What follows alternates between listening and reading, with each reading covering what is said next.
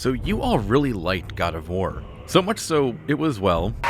Lottie Dottie, who gets the Gotti? And the game award for Game of the Year goes to God of War. And it received so much overwhelming praise in the media, it's hard to not predict it'll be influential for the industry. But while I feel like I have a good understanding for why people like this story for what it was not, I don't feel like I have a good understanding for why people like it for what it was. And right out the gate, I need to establish I think this is a decent game that I certainly don't hate, and even like a lot at times. But I also think it failed to deliver on its narrative goals, whether that be attempted through basic story structure or through the characteristics of the medium itself. And that's a major problem for a game that takes so much inspiration from already established greats and boasts how well it accomplished what it narratively set out to do. And I realize how I sound by criticizing something that's popular. Boy, everyone is stupid except me. There is a level of douchiness I can't avoid here, and I'll try to minimize it as much as I can. Because the way I see it, I can approach a video like this in one of two ways. I can take the path where I'm snarky, dismissive, and taking immature podshots as well as quotes from the development team out of context to make fallacious arguments that appeal to people who already agree with me like a lot of YouTubers out there might. Or I can try and sincerely understand what the game's ideas and goals were and interpret them honestly and thoughtfully in a post-mortem where we hopefully come out the other side understanding just a little more clearly what games are capable of as a storytelling medium. I'm not going to tell you which kind of video it is. I'll just let it speak for itself.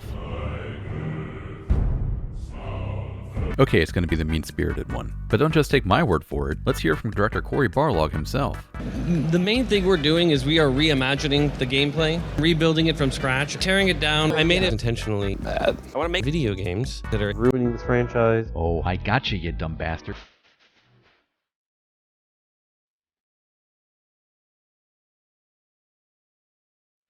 First, a preface. God of War isn't a disaster, and its gameplay for the most part was solid. And like I said, sometimes even great. But its story is what I'm focused on here, because its accolades make the entire medium seem less capable than it is, and has been, for years. And why should you trust me when I'm just some weirdo on the internet? You shouldn't. At least, not for its own sake. But hear me out, because, if nothing else, this will at least be an extensive examination of storytelling across the medium. With that said, this will contain story spoilers for The Last of Us, since God of War was inspired by it, and oftentimes serves as a direct analog to it, with many of the same goals and story beats. This will also contain full story spoilers for Hellblade Senua's Sacrifice, since, while not directly serving inspiration for God of War, it also has many of the same ideas and premises. So let's dive right in by looking at how God of War failed to accomplish the bare minimum of what it set out to do. To understand how God of War failed to deliver on its narrative goals, we need to first understand what kind of story God of War is actually trying to tell. Who's that kid? I met him through this program. It places troubled adults with child mentors. Well, yes, it's about that, but what else is it about?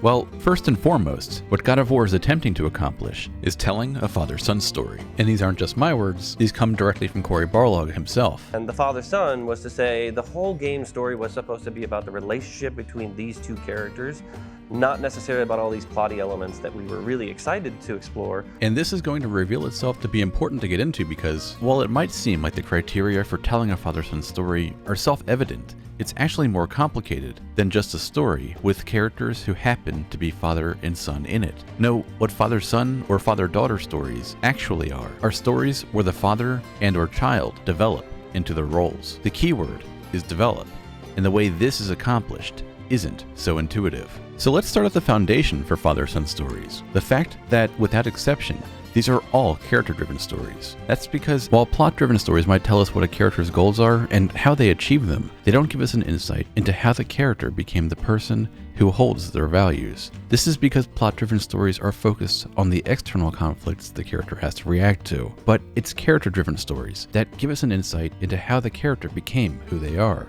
This is the function of internal conflicts, and they're required for character-driven stories. And since I brought it up, let's quickly define what external conflicts are and internal conflicts are, so we can spot the difference. External conflicts are conflicts that are thrust upon the character from an external force that the character has to react to. As this name implies, these are forces that exist outside the character, and thus the character doesn't look inward to solve the problem. And internal conflicts are conflicts that come through the character's inward soul searching. This is distinct from characterization, which are attributes of the character that the character has going into a story. Eeyore, it's only you.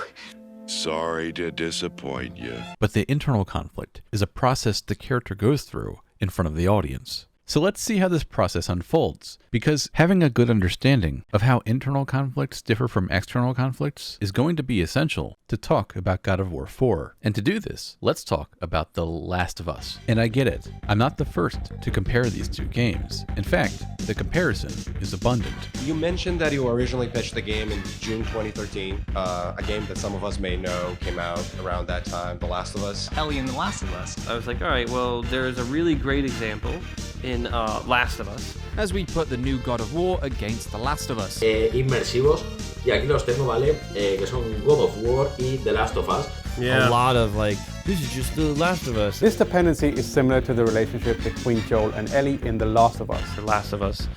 Damn it. Santa Monica Studios recently released God of War and Naughty Dog's legendary hit, The Last of Us. We live in a world post-Last of Us now. I mean, it looks like it could be a little, Last of War or something, or God of Us. The Last of Us of War. So many people that are like, okay, this is exactly what this game is. It's exactly like The Last of Us. This is every emotional beat they're gonna do. They have the games that continue to inspire me, games like Castlevania.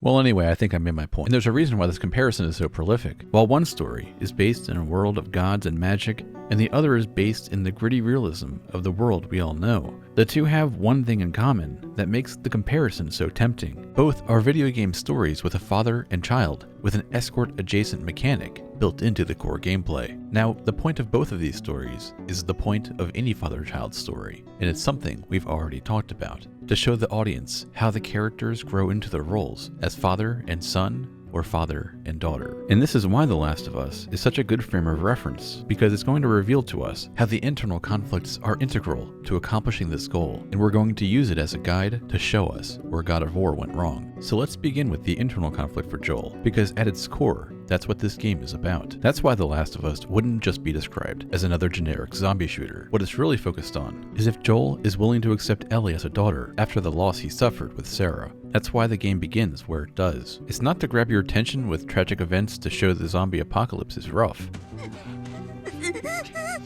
Move your hands, baby. I know, baby, I know.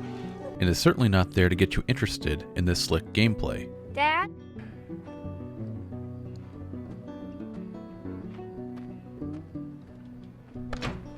It exists to set up the upcoming story, to show Joel has a lifetime scar that explains his reluctance to let another daughter into his life. This is the basis for Joel's internal conflict. It's a force that compels Joel to not want to have any kinds of emotional attachments on the level he had with Sarah again. After all, him losing Sarah came from society's enforcement of prioritizing the group above all else. Got a couple of civilians on the outer perimeter. Please advise. Daddy, what about Uncle Tommy? We're gonna get you to safety and go back for him, okay? Sir, there's a little girl. But... Yes, sir. Listen, buddy, we've just been through hell. Okay, we just need... Oh, shit. And that's the society he lives in now. Alright, move down.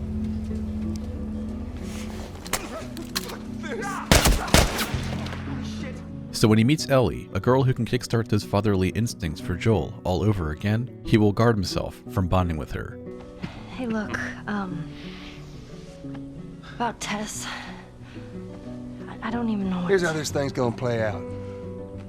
You don't bring up Tess. Ever. In fact, we just keep our histories to ourselves. But those fatherly instincts are not something that Joel can so easily brush aside. This is the second opposing force for Joel that makes his internal conflict tangible. Joel has the desire to be a father to Ellie because we've seen Joel as a father before, and it's hard to deny he got fulfillment from it. My baby girl. These two forces are mutually exclusive, and only one will win out for Joel, and whatever it ends up being will tell us if Joel succeeds as a father in this father-daughter story, or fails as one. These opposing forces come to a head multiple times throughout the game, where Ellie reaches out to Joel, and Joel finds a way to distance himself from her. I'm glad I didn't get my head blown off by a goddamn kid.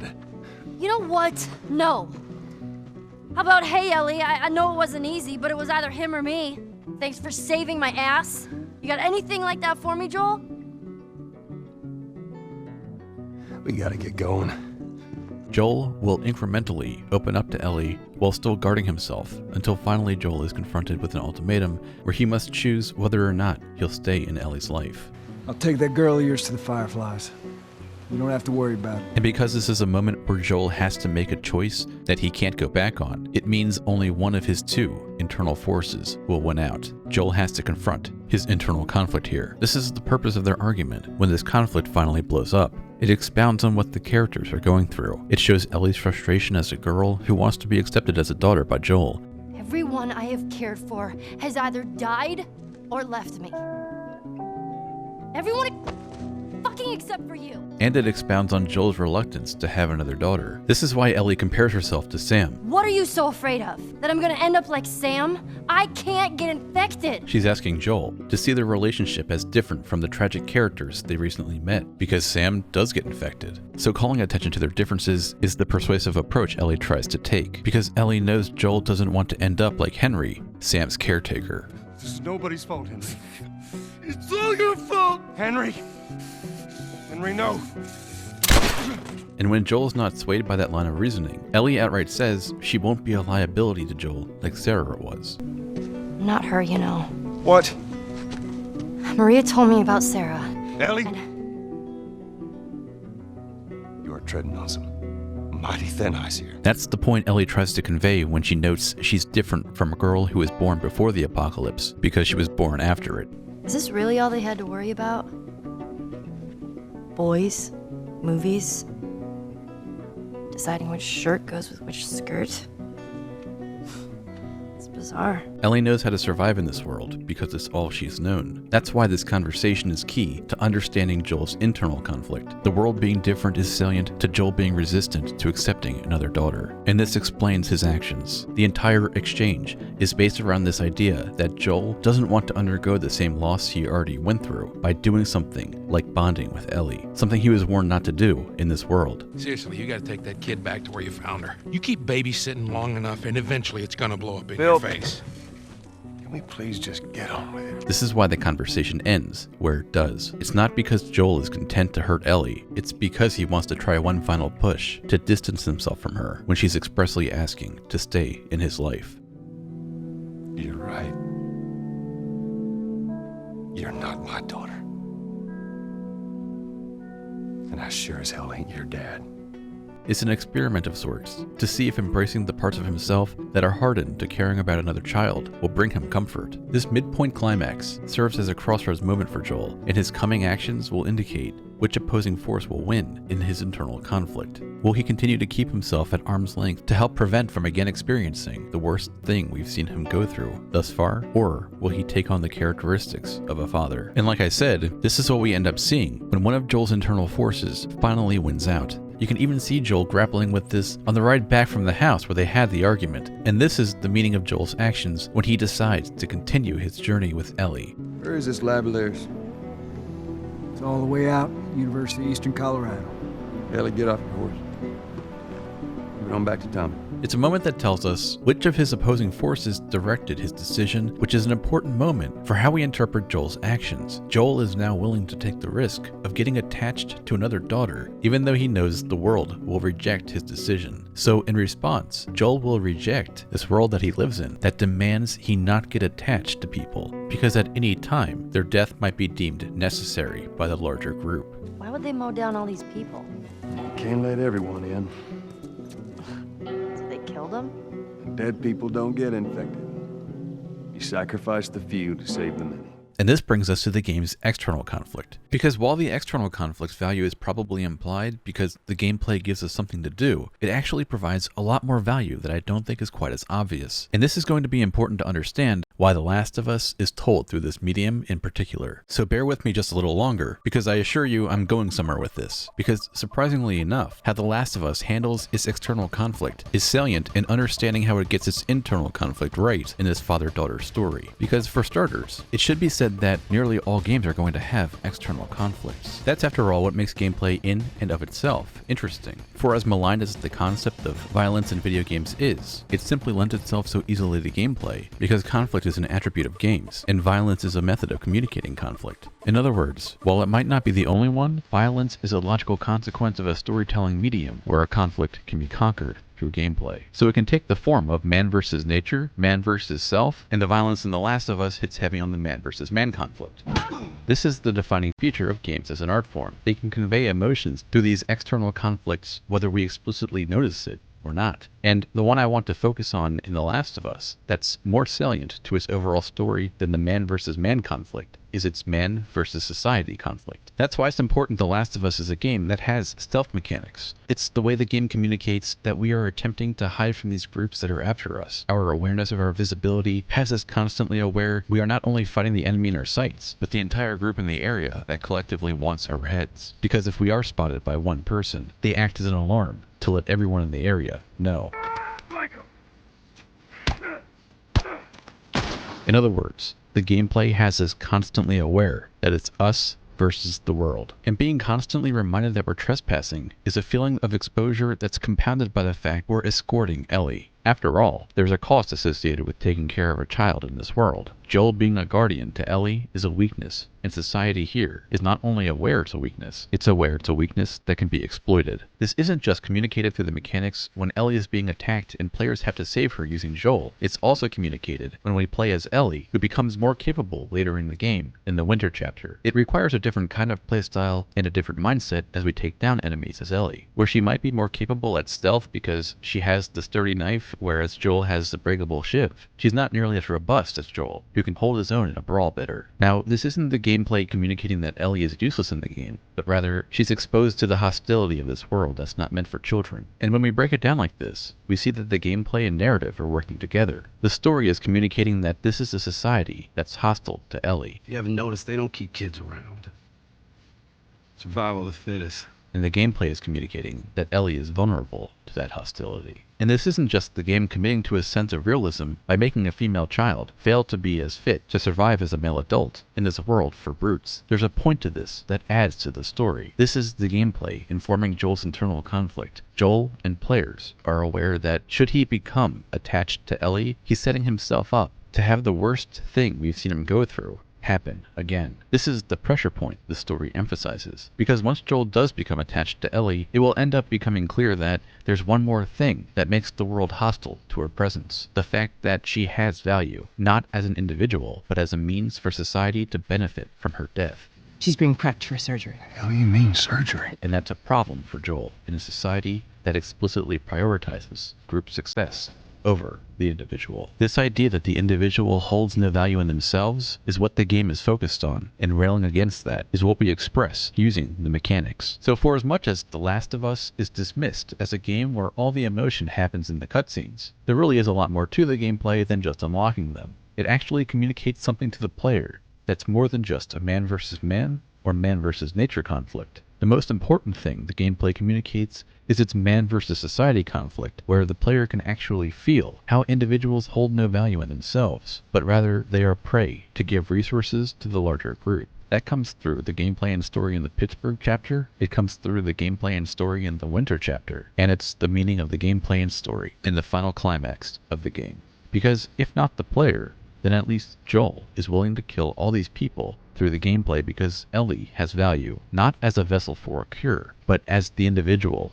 whom he now accepts his fatherly role for. That's why this is such an important thing that The Last of Us got right. It uses the gameplay to demonstrate just how real the external conflict that Joel is facing is. To show that Joel caring for Ellie is an incompatible strategy for this world. But since he won't stop caring for Ellie, as we know is his position in the end of the game, he will be forced to fight against this world. This is why The Last of Us is such a great point of comparison. What the gameplay is primarily about adds to Joel's internal conflict. And like I said, because this is a father-child story, the internal conflict is integral to the narrative. This is what made The Last of Us work as a father-child story, and it's the reason I'm going into such detail about where it went right. The internal conflict isn't there to give flavor to the characters, it defines who the character becomes. This is why we can say what we can about Joel. Without Sarah being sacrificed to society, we wouldn't be able to say all that much about Joel's character or what he's struggling with. But because we were with him as he experienced these moments where he developed into his role, we can explain all of his actions, and understanding who the character became can be summed up by comparing the first and penultimate sequences that are bookended on purpose for this reason. Not only do we have the parallels of Joel carrying Sarah like he carries Ellie, he now carries a gun as well, because he's prepared for society to demand he make the call that was demanded of him 20 years prior. To be willing to sacrifice the few to save the many. And carrying a gun as well as his daughter shows, not only does Joel accept his role as a father, but he rejects the society that demands he suppress it. This is the process we're looking for when a character is presented with an internal conflict, for them to grapple with the consequences of what's being asked of them. And them accepting those consequences is them committing to a path that will show the audience who they have become. This is the power of internal conflicts and why I think it's so important to understand in a story like this one. It doesn't just tell us that a character has goals and they find a way to accomplish them. A simple answer like that is reserved for external conflicts. Instead, it shows us what the character is going through when they're considering the path they will go down or have already gone down. And this brings us to God of War 2018. Finally. A story where the external conflict communicated through the gameplay is just perfunctory and almost entirely removed from the internal conflicts these characters ostensibly face. But we'll get into that in the second half of the video. For now, let's just focus on what the plot itself conveys. Because for something that's supposed to be a father-son story, we're going to find that internal conflicts might be brought up, but they're quickly pushed aside, never to be addressed until they finally disappear from the script. That's because God of War tells its internal conflicts that are so crucial to a script like this one to fuck right off. It instead spends its time tending to and fostering its external conflicts and even exposition that's inconsequential to this particular father-son relationship. And that's a problem for a story that wanted to be a father-son story first and foremost. And the father-son was to say the whole game story was supposed to be about the relationship between these two characters, not necessarily about all these plotty elements that we were really excited to explore. So let's go ahead and dive right into what God of War did that made it fail to tell this story of a father and son relationship, even though that's what it wanted to do above all else. To do this, let's start with the moment where we might have all noticed that these characters were failing to engage with their internal conflicts. It wasn't me. No, not that moment, but we will get there. Before we do, let's take these moments in order, because that's only the most obvious offense. So let's start with the first indicator that something was seriously wrong with this script. The moment where Atreus falls ill, because Kratos failed to tell his son that he is part god. Now before we get into why this sequence of events doesn't work, let's first do a brief recap of what happens and what I think the game is giving itself a pat on the back for having accomplished. Because there's no question the game thinks it's giving us an insight into Kratos' character here. This boy is not your past, he is your son. And he needs his father. That said, let's start from the beginning of the game, where all this is set up. This takes us to one of the first scenes in the game, and we're informed that Atreus has some illness. Stop it! Again! Related to his anger. Your anger. You can get lost in it. And Kratos thinks it simply means Atreus isn't ready. And you, Atreus, are clearly not ready. Flash forward to the sequence in question, and Atreus gets mad. So mad, his illness takes on a new form, and he passes out from it. You're gonna be my new brother. Right after I finish killing your father!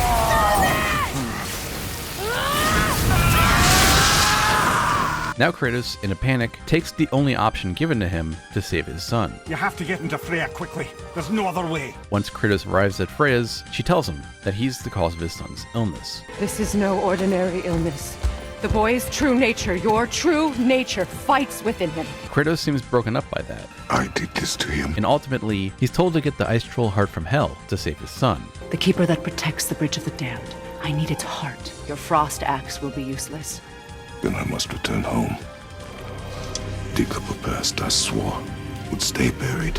Return home, dig up your past, do whatever you need to do. Just bring me back the bridge keeper's heart, and your son may survive. From here, he meets the ghost of Athena, who tells him he's an imposter to think of himself as a father as he digs up his old weapon from the last games. Pretend to be everything you are not.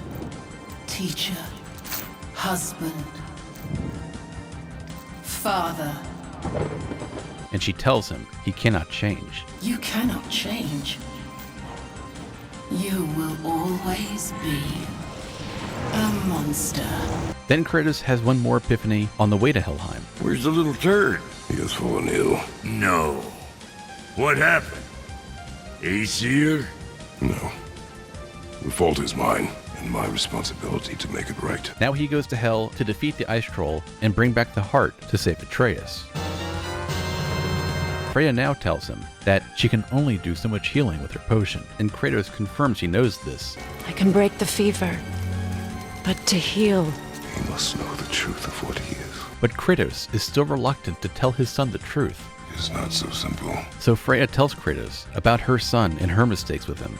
Did I tell you that I have a son too? Of course, everything I did for myself. But Kratos is still not convinced to tell his son the truth because, quote, his son has been cursed. It is a curse. The boy has been cursed. So Kratos continues to lie to his son.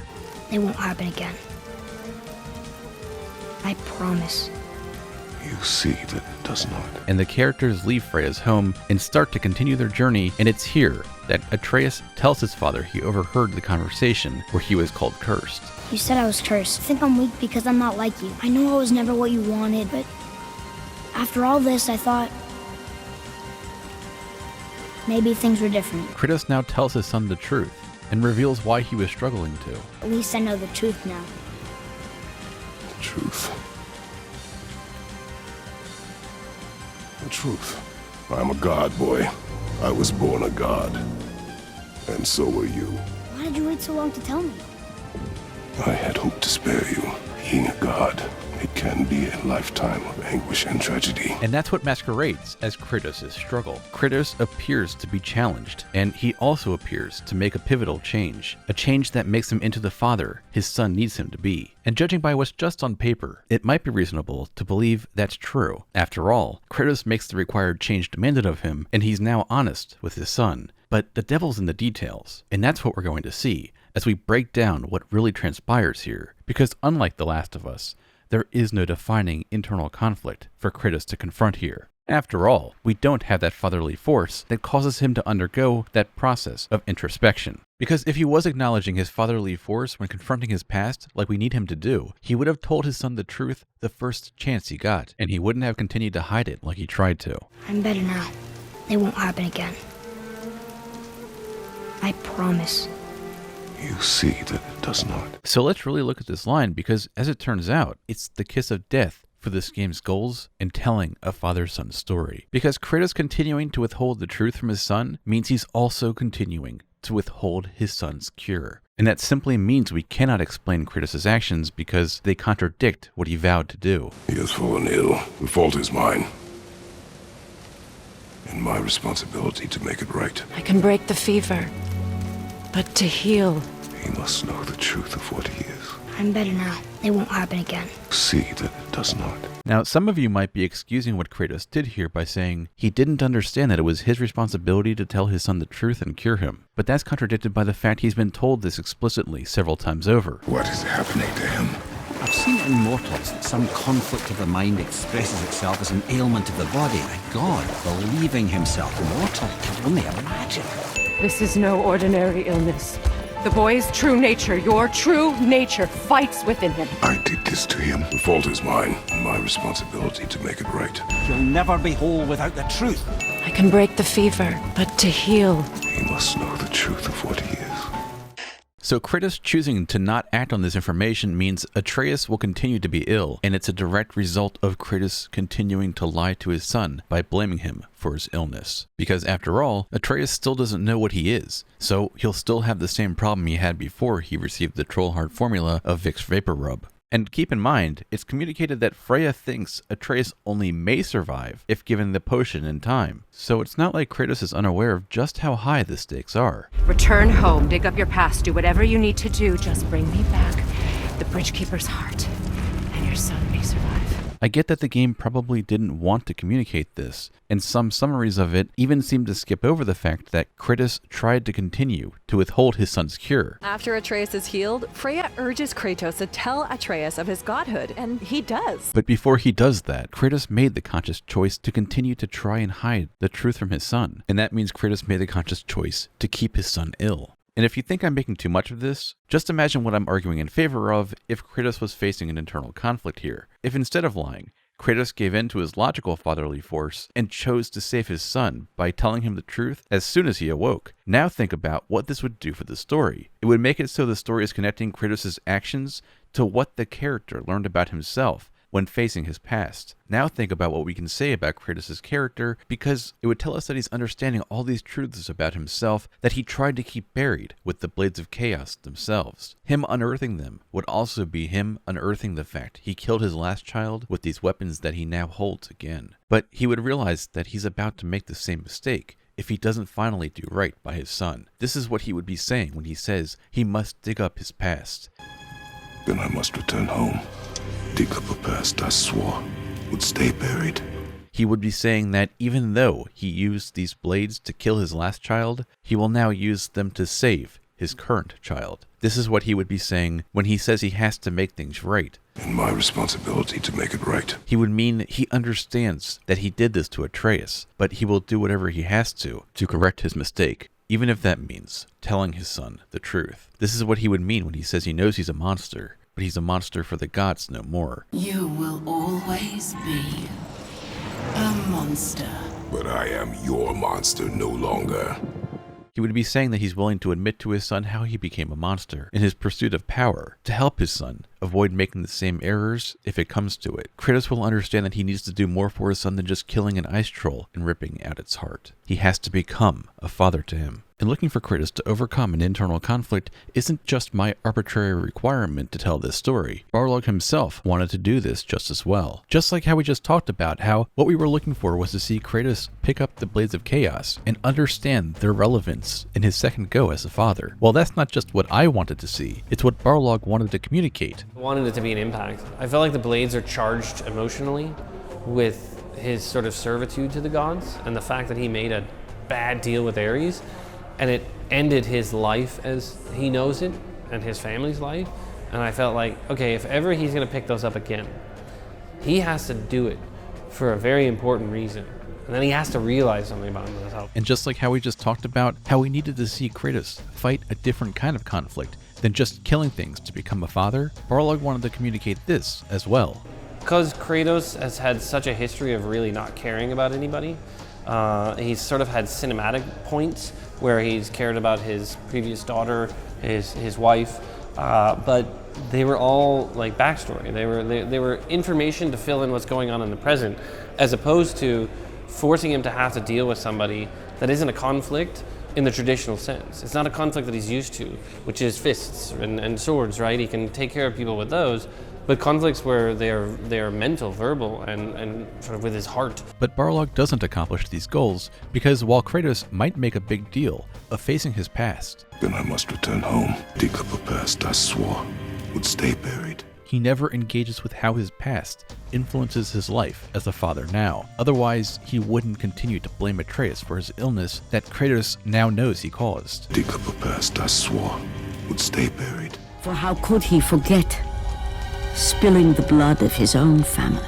It won't happen again. You see that it does not. That's why Kratos choosing to lie here, and thus withholding his son's cure, is poison to the script. We can no longer explain what the character went through when undergoing the required introspection we need to see from a character facing an internal conflict. Because if he knew what he was doing this whole time and still chose to lie, we'd root against this relationship because Kratos would have knowingly chosen to risk the life of his second child for a second time. Meaning Atreus needs to stay the hell away from this guy. And don't be tricked by the fact Kratos comes clean 3 minutes later. Just because these events are in proximity doesn't mean they're related. After all, Kratos coming clean here isn't done because he knows what his past experience as a father says about his fatherhood now. In fact, he still tries to further cover up his past just before he comes clean by holding his son's ignorance over his head when Atreus starts to ask questions. I know it was never what you wanted, but after all this, I thought maybe things were different.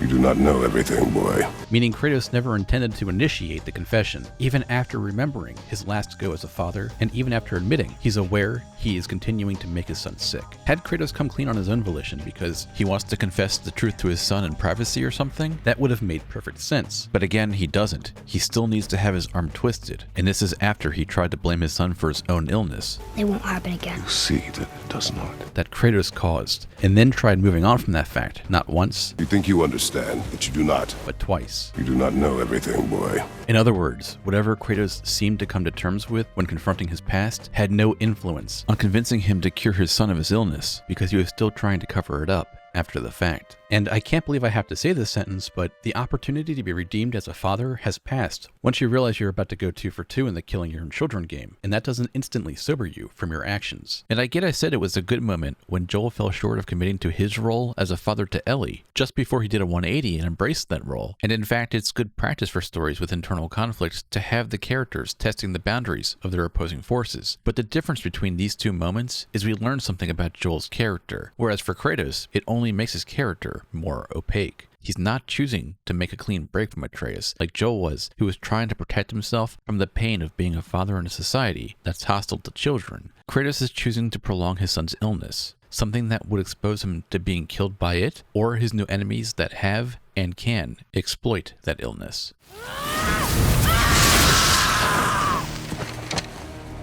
Whoops!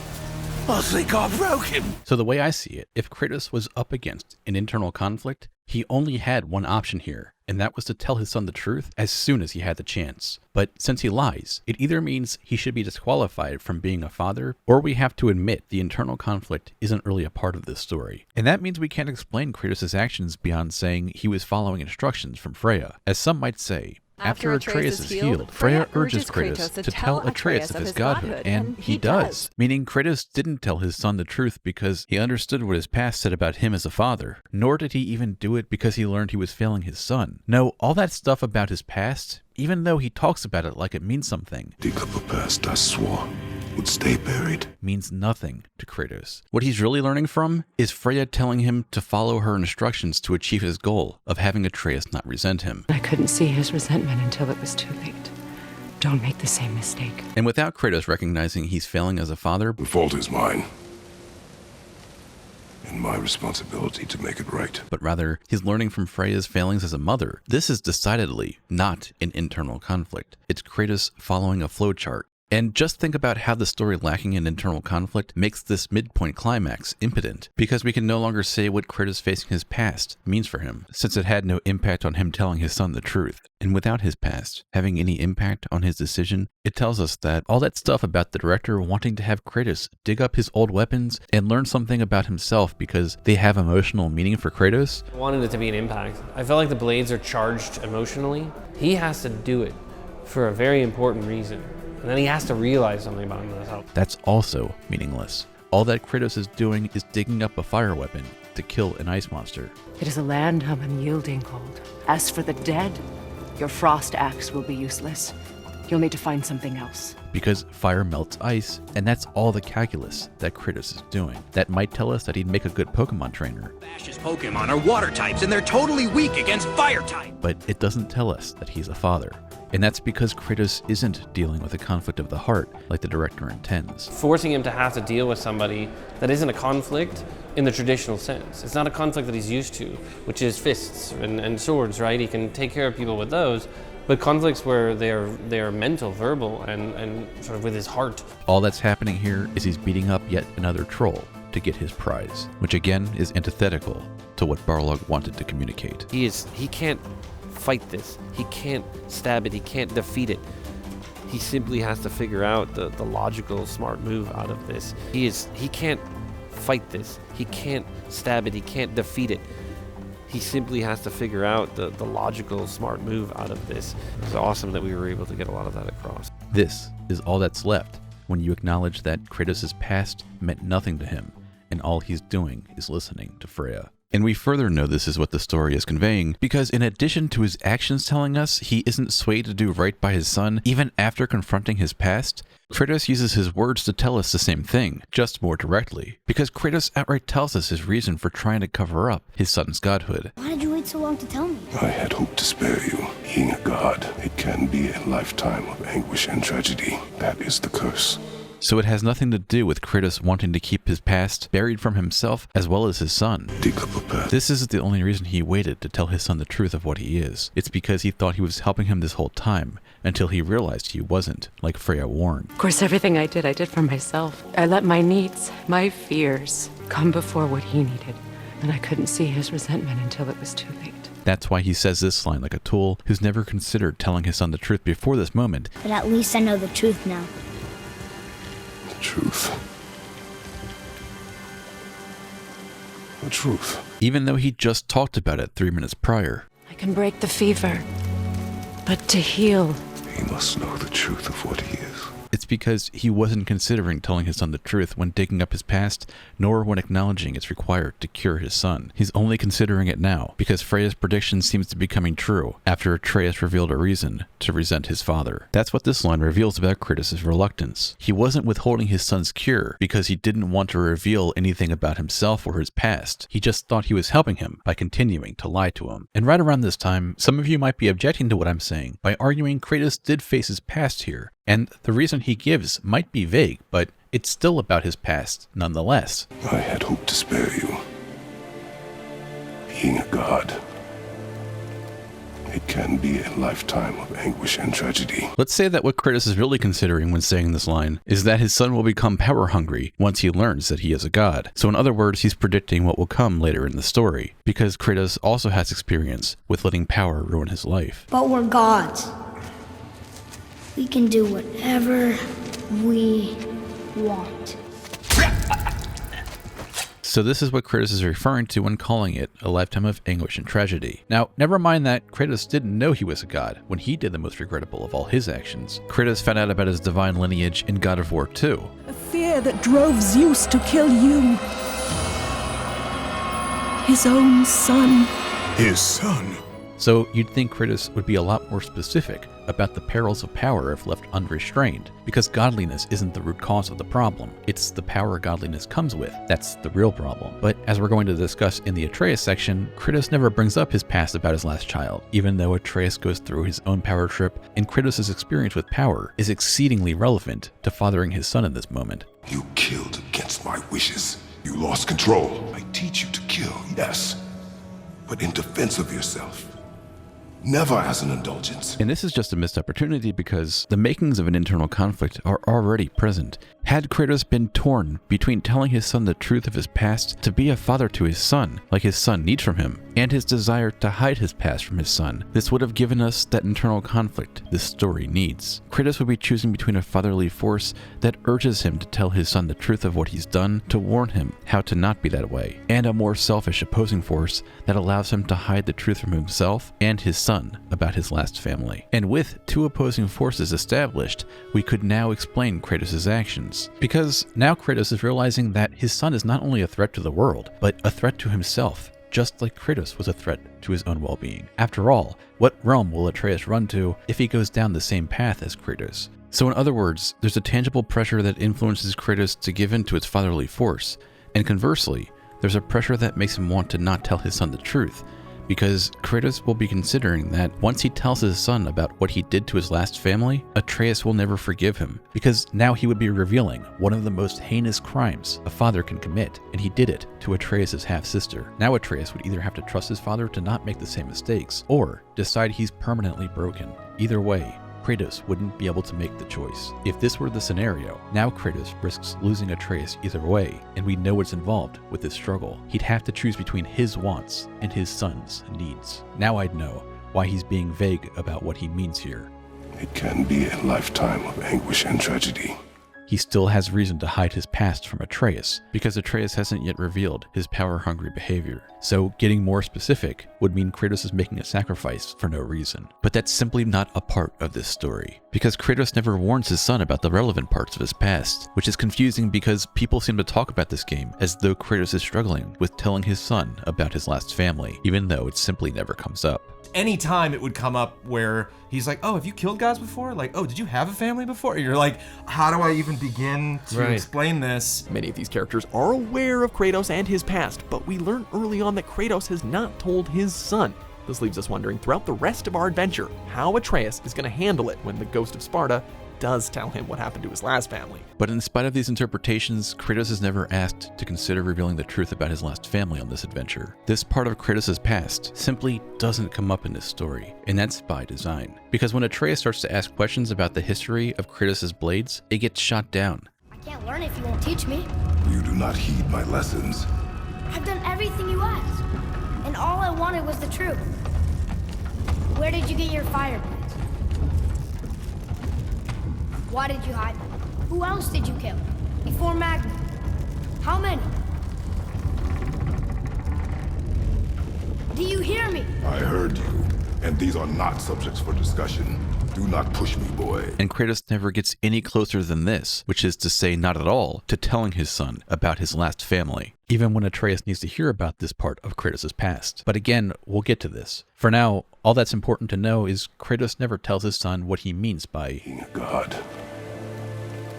It can be a lifetime of anguish and tragedy. And without Kratos telling us what he means by this, we cannot connect it to his past. So now the obvious question is why? Why would the game snatch defeat from the jaws of victory like this? Why would it set up an internal conflict for Kratos, only to have it not influence him? And the result of this means we can no longer explain his actions like we need to from an internal conflict. Why did the game force reluctance from Kratos, even though having us understand Kratos as a father is what the director intended to communicate in this moment? And I felt like, okay, if ever he's going to pick those up again, he has to do it for a very important reason. And then he has to realize something about himself. Well, it turns out the reason Kratos lies here is contrived for the plot's sake. And this prioritization of the plot over the character disrupts this father-son story. It took what should have been a moment where Kratos was realizing where he went wrong in his past and will now make things right, and changed it into a moment where Kratos establishes a parallel to Freya. Don't make the same mistake. This is why Kratos regresses in this moment that could have showed us what his introspection meant to him. The fault is mine, and my responsibility to make it right. It won't happen again. You see that it does not. It's because he's not meant to be struggling with internal forces like we need from him, where he's learning what it means for him to be a father. It's because if Kratos weren't experiencing contrived obtuseness, I can break the fever, but to heal... He must know the truth of what he is. Yes. It's not so simple. Where he still couldn't understand he needed to tell his son the truth, even though it should have been more clear to him than just about anything he's learned so far. He must know the truth of what he is. Freya wouldn't have a reason to tell her story about her son. Did I tell you that I have a son, too? It's been... forever since I last saw him. And how she is doing the same thing. At his birth, the runes foretold a needless death. I knew right then I would do anything to protect him. No matter the sacrifice. Of course, everything I did for myself. I let my needs, my fears, come before what he needed. And I couldn't see his resentment until it was too late. Don't make the same mistake. Now Kratos and her have something in common. They're both harming their children when they think they're helping them, and they both can't see the harm they're doing. But there's a problem with this parallel that makes it inadequate, because Freya coming to terms with Baldur becoming cured of his immortality that she cursed him with. He won't stop interfering in my life. I was just trying to protect you. I've made mistakes. I know. But you're free now. You have what you want. Is her accepting that she will lose her son to the prophecy, whereas Kratos isn't making any such sacrifice. Again, had Kratos been forced to tell his son about his last family, this would have been a similar sacrifice, because now Kratos is risking his relationship with his son by telling him about how he killed his half-sister. In other words, Kratos would be facing the same internal forces Freya has to, because they would both be accepting the potential loss of their child from their lives as a consequence of their actions. And they would both be doing it for the same reason, because they care about their child's success more than they care about having their child in their lives. But again, that sacrifice is never asked of Kratos. I heard you, and these are not subjects for discussion. Do not push me, boy. The only other truth Kratos is asked to tell his son about is how he killed his father, something that even the game says was deserved. I killed my father. Your father was Zeus? I finally understand.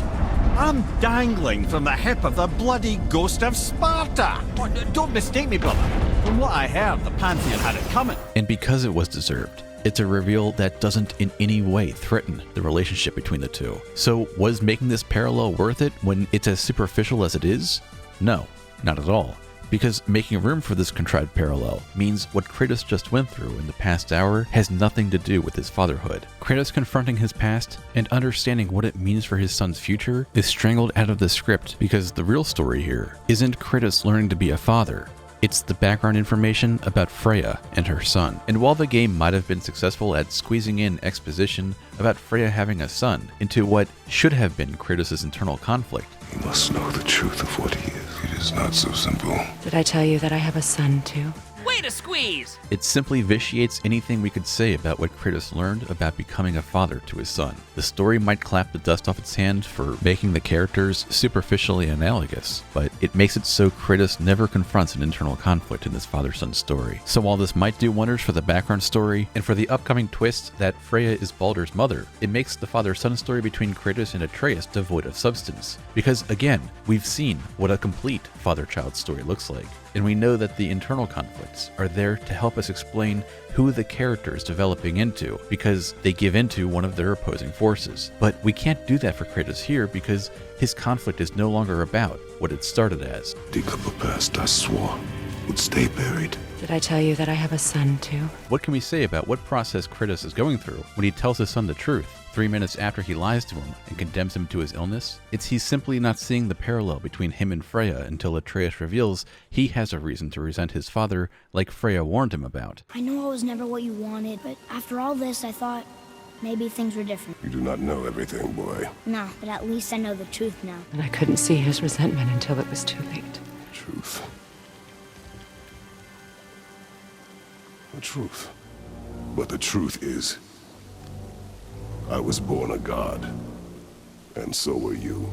And so Kratos reacts to a future he wants to avoid, not what his past says about his mistakes that he is still making. In other words, Kratos is confronting an external conflict rather than an internal conflict. That explains why he lied to his son and blamed him for his illness that Kratos is now choosing to prolong. It won't happen again. You see that it does not. It's because Kratos isn't thinking about his last family or even his fatherhood in this moment. That explains why he tried to keep lying to his son by calling him ignorant of the big picture. You think you understand, but you do not. You do not know everything, boy. It's because the story is telling us, even though he went through what he just went through, he still doesn't have the motivation to tell his son the truth. All he was really willing to do was kill a troll and get its heart. This explains why we have a midpoint climax that isn't exploring the process a character went through when he learned what it meant to become a father. It's because the story never has him undergo one. All the story's worried about is having Kratos be compared to Freya so it can tie their stories together. That's why what Kratos goes through in this sequence doesn't qualify as an internal conflict. There simply aren't internal opposing forces pressuring Kratos to become a father and conversely to fail as a father. No, all that's happening here is Kratos is reacting to a conflict, and is one that requires no introspection from him, which again is the territory of external conflicts. And with an external conflict replacing the internal conflict, that means we can't talk about what internal struggles he faced as he became a father. So like I said, Kratos not knowing the right thing to do here is not telling us anything about the character or his fatherhood. It's simply a contrived regression for the plot's sake, and it's why the game fails to be a father-son story. And this challenge goes to anyone out there who thinks I'm being unfair to the game. Help me understand, not the why for Kratos telling his son the truth. Again, that's abundantly clear. Don't make the same mistake. But help me see the process Kratos went through, where he was struggling with the consequences of what his actions would mean to him as a father and what they would mean for his son. That means we have to consider what continuing to lie meant to Kratos, even though he had the strongest moment of clarity we've yet seen for him. And my responsibility to make it right. Help me understand how Kratos conquered a conflict that's unlike any conflict he's conquered before. Forcing him to have to deal with somebody that isn't a conflict in the traditional sense. It's not a conflict that he's used to, which is fists and swords, right? He can take care of people with those. When all he did by digging up his past was obtain the means to fight an ice troll. Help me understand why Kratos would hide his past from his son. Where did you get your fireballs? Why did you hide them? And these are not subjects for discussion. Do not push me, boy. Even though being honest about his past is his pathway to teach his son how to avoid making his same mistakes. Who I was is not who you be. I'm confident that challenge can't be met. That's why it's a kiss of death for the story to prioritize Freya's backstory and Kratos' parallel over Kratos' internal conflict in this sequence. You might be able to argue it was good misdirection that made us think Kratos would do the wrong thing to his son because he wants to keep his secrets. It won't happen again. You see that it does not. But misdirection isn't an internal conflict. It's the story using sleight of hand to pace out its reveals to trick us into thinking it said something it never did. So while the audience might be conflicted about understanding Kratos, Kratos isn't. He's just unsure about what's the best way to help his son, not if he will. I had hoped to spare you. Any way you slice it, Kratos lying here means he didn't learn anything from his past about how to be a father. And without that means we can't explain what his actions say about his character. And that includes not being able to say how he developed into a father. This is what makes this father-son story incomplete. And believe me, I'm just as depressed as you are that we had to spend as much time as we did talking about what digging up Kratos' past didn't mean for him. But this is the problem that's created when the game prioritizes the plot over the character in this father-son story. We end up with characters who are poorly defined, and that includes Kratos, who seems to be able to do little more for his son than dealing with conflicts that require fists. And without Kratos struggling with and accepting the consequences of what it means to own his role as a father, we simply have to admit Barlog failed at his goals, who wanted to make this a father-son story first and foremost. And the father-son was to say the whole game story was supposed to be about the relationship between these two characters, not necessarily about all these plotty elements that we were really excited to explore. And that brings me to my last problem with this, that I haven't yet mentioned. Kratos reveals the truth to his son because Atreus reveals he feels like he's being rejected by his father. So Kratos is telling his son the truth to avoid hurting his self-esteem. But if Kratos is so concerned about his son's self-esteem, why does he fail to correct his son on what he says immediately after he tells him he's a god? Can I turn into an animal? You sure I can't turn into a wolf? You are welcome to surprise me. And the reason I'm confused by this is, being a furry has to come with way worse self-esteem issues than thinking your father sees you as cursed. Rawr!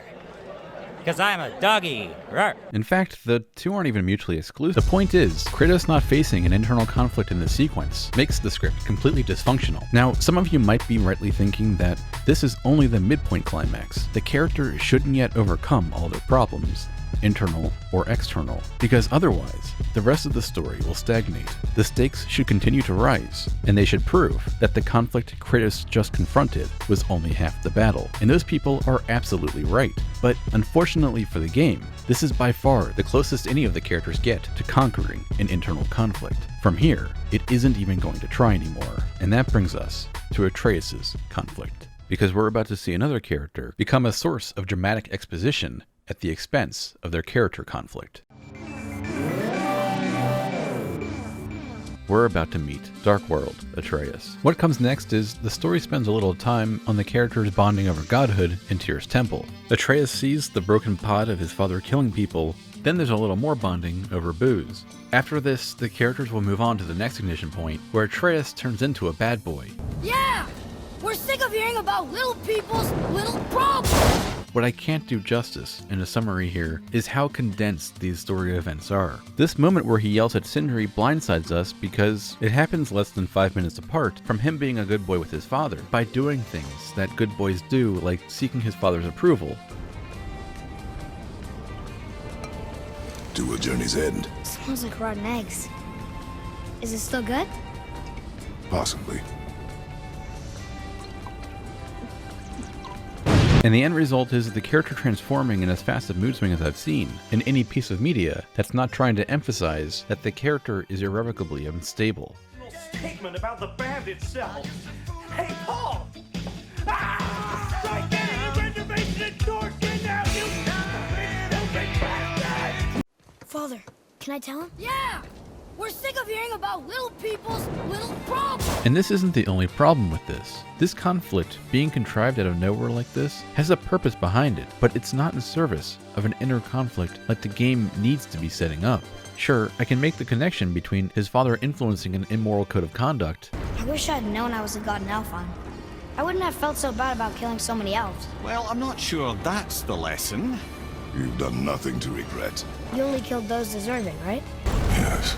And I can make the tiniest connection to him being influenced by his father when he saw the pottery. But how do we identify the problem so that we can understand how Atreus will come face to face with his inner conflict? Maybe it's his father giving him a corrupt sense of what's right and wrong, or maybe it's because the power has gone to his head, or maybe it's something else. To find out what it is, let's look at what happens next. The characters will continue up the mountain for a few more minutes until they reach Modi. That brings us to Atreus killing a god against Kratos' wishes. This allows for some irony that's not lost on me in that Kratos is now seeing himself in his son, and this supports the larger background story. Atreus has become like how his father used to be in the last games. And while you might expect for this to be the source of inner conflict for both the characters, it isn't. Because what this is actually setting up is something very specific, because this all leads to Atreus shooting his father in the heart, thus allowing for Atreus to metaphorically kill his father, and thus be compared to his father, and Zeus just the same, because they both killed their fathers. This successfully ties together the larger background stories between the games and the series, but what about the father-son story? Because we still need to see the characters come face to face with the conflict, for them to define themselves as father and son respectively. This brings me to one last property of conflict that's integral to it, but I've up till now only briefly touched on. Audiences must understand what success and failure looks like when a character is presented with a conflict. This is what creates tension. This is true of any external conflict, just as it's true of any internal conflict. So when we see Joel unable to overcome his desire to not grow attached to another daughter, it gets us emotionally involved because there's a simple solution where he can fill that role for Ellie if he can just overcome his own personal baggage. Failure for Joel has the character not changing, and this means abandoning Ellie. And alternatively, success for Joel is forging that father-daughter relationship. And finally, Joel makes the decision that tells us if he has succeeded or failed. And like I said, this also pertains to external conflicts, like getting the magic troll heart in Hell. We're also emotionally driven to succeed at that because we know what will happen if we fail. Atreus will die. This is what makes a conflict, not only telegraphing to the audience what failure will look like, but giving us an understanding of what the character is going through as they either reject or accept said failure. So what action does Atreus, or Kratos for that matter, need to take here in order to resolve what Atreus is going through? If this is about Atreus understanding that his role as a god is to show restraint, he needs to understand why a lack of restraint is a problem for a reason that's deeply personal to him. So maybe Atreus can see a vision of his mother in between him and Baldur when he tries to attack him. If Atreus charges past her to get to Baldur, it will show he's accepted wrath over what he loves as a part of his life, just like Kratos did. But of course, we'd want something to set that up. Something like Kratos telling his son about Calliope and his wife at some point before this. And if this is about Atreus being fathered into making unethical choices, then Kratos will need to make a change to demonstrate to his son what it means to make ethical choices as a god, and in a way that's specifically tailored to what Atreus needs to learn. So maybe in a scene prior to all this, Kratos can tell his son about all those he's killed who deserved it, and Atreus can get excited by this, and Kratos can emphasize how important it is for his son to be ethical like Tyr, because very few gods are like Tyr. So there are good gods. Once in a moon, it's been known to happen, yes. And again, he can do something that challenges him, like reveal the actual big secret he's hiding to warn his son about the perils of accepting power like this. And this will set up a binary choice that we need to see, where Atreus has to decide something like whether or not he'll kill Freya for some reason that he might believe is morally pure. But he'll have to consider that he's ignoring his humanity. That's also important to him, and even gives him a more moral perspective of the world. Him choosing to kill Freya will be him failing to his conflict, and him choosing not to will be him overcoming it. For either choice will be his conflict revealing which road he will go down from here. This is what we're going to need to see from Atreus next. He will have to confront an ultimatum, and his reaction to it will tell us whether he has succeeded or failed. So let's look at what happens after Atreus shoots his father in the heart. And as I'm going through this, keep in mind that this all transpires over another 5 minutes or so. So after Atreus shoots his father in the heart for destroying the gateway to Jotunheim, then Baldur retreats with Atreus in hand and takes off on his dragon with Kratos in pursuit. Here they fight, and ultimately, Kratos stops him and sends them all to hell in the last resort. About 5 minutes after the arrow was fired, the characters resume their journey in Helheim. And now we get to the moment that I've been building towards. The moment where Atreus faces success or failure as he confronts his conflict. He will now be forced to make a decision that will define him as a son to Kratos, or as Kratos' failure. And likewise, Kratos will be forced to make a decision that will define him as a father to Atreus, or as a failure to Atreus. What's important now is that both characters will face their conflicts here. So let's see what the characters do next. You will listen to me and not speak a word. I am your father, and you, boy, are not yourself. You are too quick to temper. You are rash, insubordinate, and out of control. This will not stand. You will honor your mother and abandon this path you have chosen.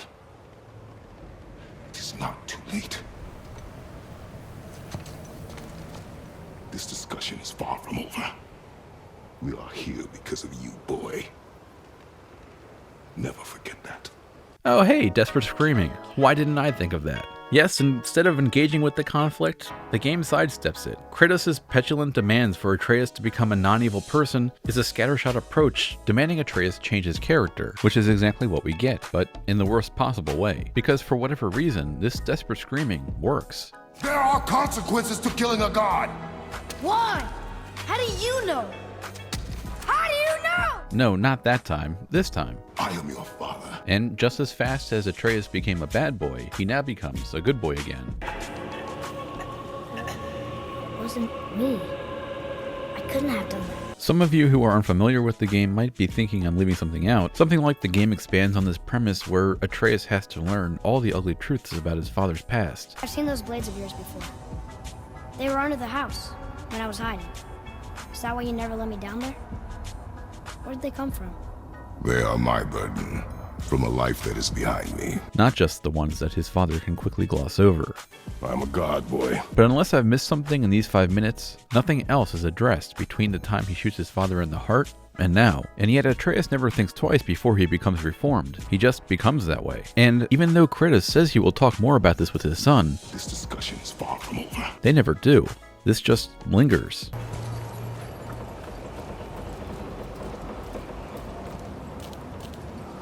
And what goes on to happen is the game will somehow try and assert Atreus has self-actualized. Do you hear that, brother? Lad's found his equilibrium. Presumably because of what happened here, which is all to say, there is no moment where Atreus faces his conflict and shows through his actions whether he succeeds or fails. When truly facing it, he just flips a switch and becomes good again. Yep, here's your problem. Someone set this thing to evil. So my problem with this sequence isn't that it has Atreus face an external conflict rather than an internal one, like the Blades of Chaos scene was about. It's that it doesn't have Atreus or Kratos face any conflict. The characters just change now that the story no longer needs to tie Atreus into the larger background story where he becomes like his father and grandfather. In other words, the characters aren't facing a conflict here, but rather they're a tool for exposition. Which is exactly how this reads. If this happens... Calm down, boy. You are not ready for this. I am ready. Then he can say this. Is this what it is to be a god? Sons killing their mothers? Their fathers? And it's all tied together. This is what I mean when I say the game isn't even trying to present internal conflicts anymore. Atreus' conflict began as a means of exposition, and it ended as a means of exposition. And just like with Kratos' conflict, we might understand why the character made the choice they did, but it's not through the character showing us the process they went through as they arrived at their decision, but rather it's the writer revealing to us that the plotty elements are more important than the characters. And so this might be a game with plotty elements that even ties into the previous titles, but this is decidedly not a father-son story, and this signifies a failure of the game's ultimate goal. And the father-son was to say the whole game story was supposed to be about the relationship between these two characters, not necessarily about all these plotty elements that we were really excited to explore. Failing to do this is to fail to tell a father-son story. Maybe something was cut from the story to make these more important moments make a little more sense. The son jerk sequence, right? There's that whole sequence where he gets upset. We had to cut a huge chunk of gameplay out of there, and it still haunts me. Or maybe it's because the devs misunderstand the fundamentals of what it is to make a father-son story. I honestly don't know. But as it is now, all I can say is this is a plot-driven story that pays lip service to being a character-driven story. And whether that lip service comes from the game itself, my responsibility to make it right. Wasn't me. Or the director. And the father-son was to say the whole game story was supposed to be about the relationship between these two characters. Lip service is simply not good enough to make this a father-son story.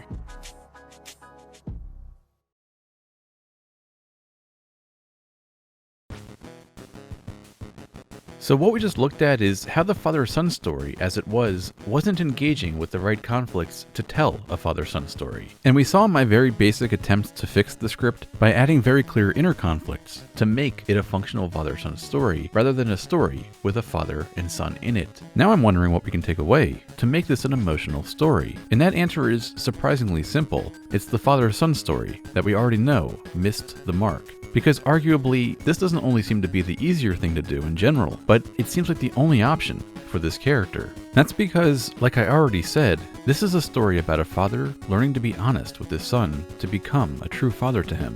I have nothing more to hide. Trouble is, this isn't Kratos' first time being a father, contrary to how it seems to have been talked about internally. It's also the era where he becomes a father. Yeah.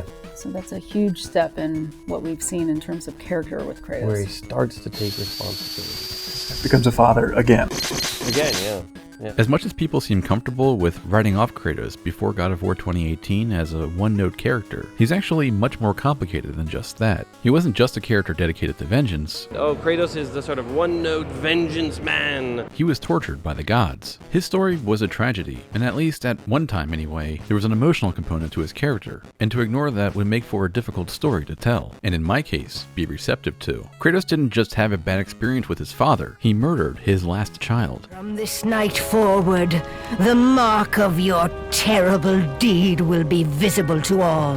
The ashes of your wife and child will remain fastened to your skin, never to be removed. All would know him for the beast he had become, his skin white with the ash of his dead family. The ghost of Sparta had been born. Now this is a moment that's remarkably important for Kratos' character, and it's going to be what I focus on throughout this chapter, because the moniker Ghost of Sparta wasn't a title he gained from simply having killed his father or all the gods of the Greek realm. It's a title he gained to describe his greatest failure and what destroyed his life as he knew it. And this is why he's called the Ghost of Sparta. The life he once had is over, and he now has the very symbolic ash-white skin to show that he's had a spiritual death, because the normal tones of his human skin are now obscured by the ashes of his wife and daughter. This is how he is marked, not as a great warrior, The mark of your terrible deed will be visible to all. but as a monster whose insatiable hunger to kill got the best of him. And even though he did reclaim his humanity from the god who stole it by the end of the game, it only comes with the understanding that he cannot undo the most heinous of his actions. Not that price. And that will forever be his mark of shame. Now, something like that will make it excruciatingly difficult for the writers to make Kratos become a father again, to end up with this relationship with Atreus where he's the sole guardian for his son. And that's already a problem for what is a father-son story, but it gets even more complicated when you make the new relationship dependent on that character coming clean about his past. And you do not know me. Does he? Boy, I'm from a land called Sparta. I made a deal with the god that cost me my soul. I killed my father. And that leads us to the problem of having a character with the history Kratos has, if he's following through on his honesty. That would also include Kratos telling Atreus he killed his half-sister when he became an agent of the gods as a cautionary tale of letting that power run wild. Again, something like this is what would set up Atreus' binary choice to determine whether he would succeed or fail at his conflict. Having Kratos warn Atreus about how power like this can destroy his life seems to be what the game is aware it should do, even if it doesn't follow through on it. Like here, where Atreus asks his father how he knows there are consequences to killing gods. There are consequences to killing a god! Why? How do you know? And instead of Kratos answering the question, which he easily can do, as well as reveal the relevant parts of his past, he chooses to scold his son for using the wrong tone. Watch your tone, boy. And we get a similar exchange when the characters ride in the elevator. Where did you get your fire blades? Why did you hide them? Do you hear me? I heard you, and these are not subjects for discussion. Do not push me, boy. And the same failure of his parenting goes for here, where Kratos shouts a non-committal diatribe at his son for having gone down the wrong path. He doesn't warn his son about what he lost, as his use of godly powers corrupted him too, but rather he passes the buck and tells his son to remember how his mother raised him. You will honor your mother and abandon this path you have chosen. Which doesn't say much for his fatherly skills. What I'm asking for Kratos to do is to take ownership for his mistakes if he's going to ask Atreus to choose another path. Because if Kratos isn't passing on the lessons he learned when he came across a similar problem as Atreus, how can he expect his son to avoid his same mistakes? Who I was is not who you be. To accomplish this goal, Kratos would actually have to tell his son who he is when taking responsibility for it. Where he starts to take responsibility. This confession to his already estranged son would somehow allow his son to accept his father and further trust him. And if it seems like what I'm asking for is overly difficult, I agree. I can't imagine a way in which a father-son story where the character's bond over honesty revolves around a character who killed his last family and has up to now kept it a secret. And that's why I suspect these details aren't addressed. This is the reason the father-son story doesn't work, because these characters need to face inner conflicts, but the inner conflicts this father would be forced to face is something that's so incriminating to the character, it wouldn't just be the gods who wouldn't be able to forget it. No man, no god could ever forget the terrible deeds you have done. The audience wouldn't be able to forget it either. And so now instead of a story where we have Atreus learning from Kratos and his mistakes, there are consequences to killing a god! The game has to instead sidestep it with vague melodrama. You are too quick to temper. You are rash, insubordinate, and out of control. I get that people might defend this game and character by saying it's a reboot and the creators get to have liberties on what they include or don't include as part of this story, and that includes Calliope, but I don't understand this game to be a reboot, nor is that the understanding of the director. It gives an opportunity to actually have the first games be chapter 1 of a character's sort of backstory, and then say, and here is where their struggle is now. He is a character that everybody feels they knows very well. Kratos really is struggling with figuring out how to relate to his son, right? Because he carries a tremendous amount of baggage being responsible for, spoilers, the death of his previous family. So I think excusing the character as a rebooted one only serves to clutter the conversation. That it's not like we're going to erase Kratos' past. It's not like all of a sudden you start this game and Kratos is a great guy and he's going to saving people and he's going to be a good dad. No, he's the same guy. So if the character still has this past, how do we have another story about him where he plays the protagonist? Well, the obvious answer is cutting Atreus to make it so Kratos wasn't again a father. Because cutting Atreus from the script isn't only my answer, it's an answer that was discussed from early on in development, albeit for different reasons. 4 years of maybe we should get rid of the kid. And I had many conversations, very serious conversations at the beginning of you need to cut him, right? Lots of scoping and it's too big, we can't do it. I had my passive aggressive way of responding to that, which then saved Atreus in the game. So what's left over after we take out Atreus from the script? Well, it's important to note there are two stories at play here. One is the father-son story, and the other is the story about a Greek god who absconds to the Norse realm to escape the sins of his past, only to be dragged back into a similar conflict. This is something that Barlog himself understands. In fact, he even had to rewrite the first script, solely because the father-son story wasn't as strong of a presence in the Greek god and the Norse realm story as he wanted it to be. The first script we drafted, I had to pretty much pull the plug on. I realized when we were at like a really crude rough draft form that we were writing the second game.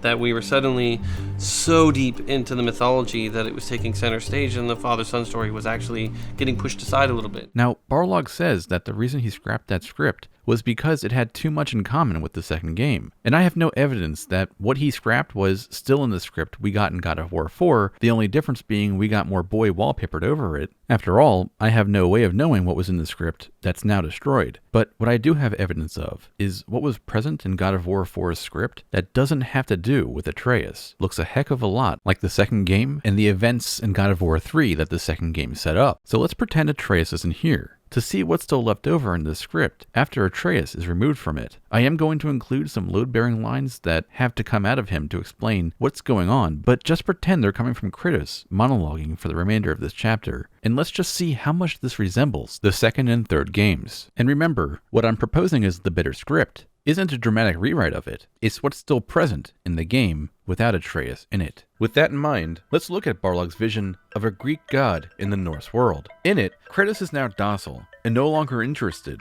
in fighting the gods. So now Kratos will try again to start a family, but this time without indulging his bloodlust. But as we will find out in the epilogue, his wife Faye willed and planned all the events of Kratos' story. They knew everything that was going to happen. This is our story. Since she is a giant, she has the ability to see the future, and this enabled her to know that Kratos would carry out her wishes as she requested. And as we also know, she has marked the path that Kratos will take, so players are also unwittingly caught up in this as well. She saw every step we took before we took it.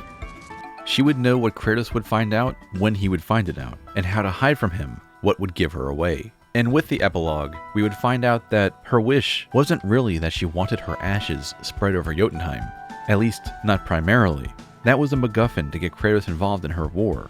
Because as we find out, she had cast a spell of protection on Kratos' and her home, and that's what allowed for them to hide from the Norse gods who were after her. But when she died, she marked the trees that she wanted to be used for her funeral pyre, the same trees that were bearing the spell of protection that were hiding them from the Aesir.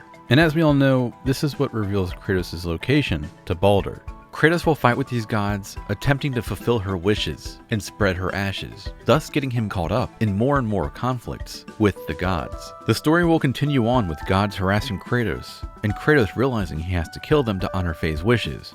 He'll fight Magni and Modi, and ultimately finds a way to kill Baldur. This act will provoke the wrath of the Norse pantheon, which of course leaves Kratos in the same situation he was in the second and third games, where he's the single soldier in a war against the gods, where Thor will be the antagonist of the next game, and of course, Odin will likely be the big bad of the third game. And even though it sounds like as basic a reboot as you can get, it turns out there's actually a lot of meaning in rebooting God of War to make Kratos experience the same events he's already gone through. The only difference being, it's now Norse gods he's fighting instead of Greek gods. And it turns out this setting isn't all that much of an original idea for Kratos. It's an idea that goes back to the original creator of the franchise, David Jaffe, who planned for this in the original trilogy. The high level was basically you kill Zeus in the first couple of minutes of God of War 3, and it really becomes sort of a mashup of Greek and Egyptian and Norse mythology, where Kratos kind of gets to journey to all these other locations. And it kind of sounds like a toy, but you'd have like Egyptian Kratos and Norse Kratos, and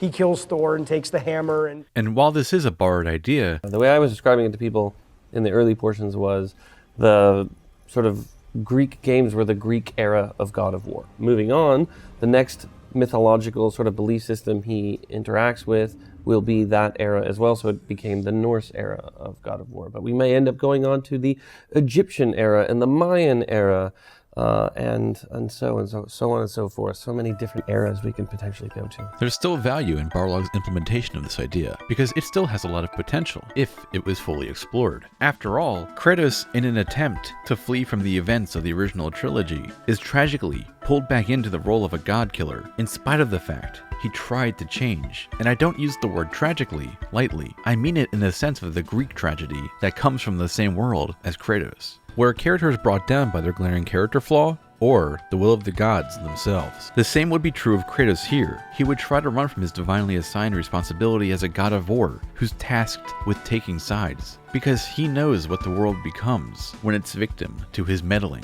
He will have married his wife, who is hiding the secret that she is a giant, a group of godlike creatures that are rivals to the Aesir, and instrumental in Ragnarok because of their feud, according to God of War's story. It's a group that parallels the Titans in the original trilogy. And so instead of willingly signing on to this war and siding with the Titans like he does in the original trilogy because their interests align, he'll instead try to stay out of it. But because he's a victim of Greek tragedy, even in the Norse world, he is tragically tricked by the one he thinks he loves into again starting another war with the gods. And every one of these events happened because she planned for it and wanted them to. This changes the context of the story. She'll have used him just like Gaia did.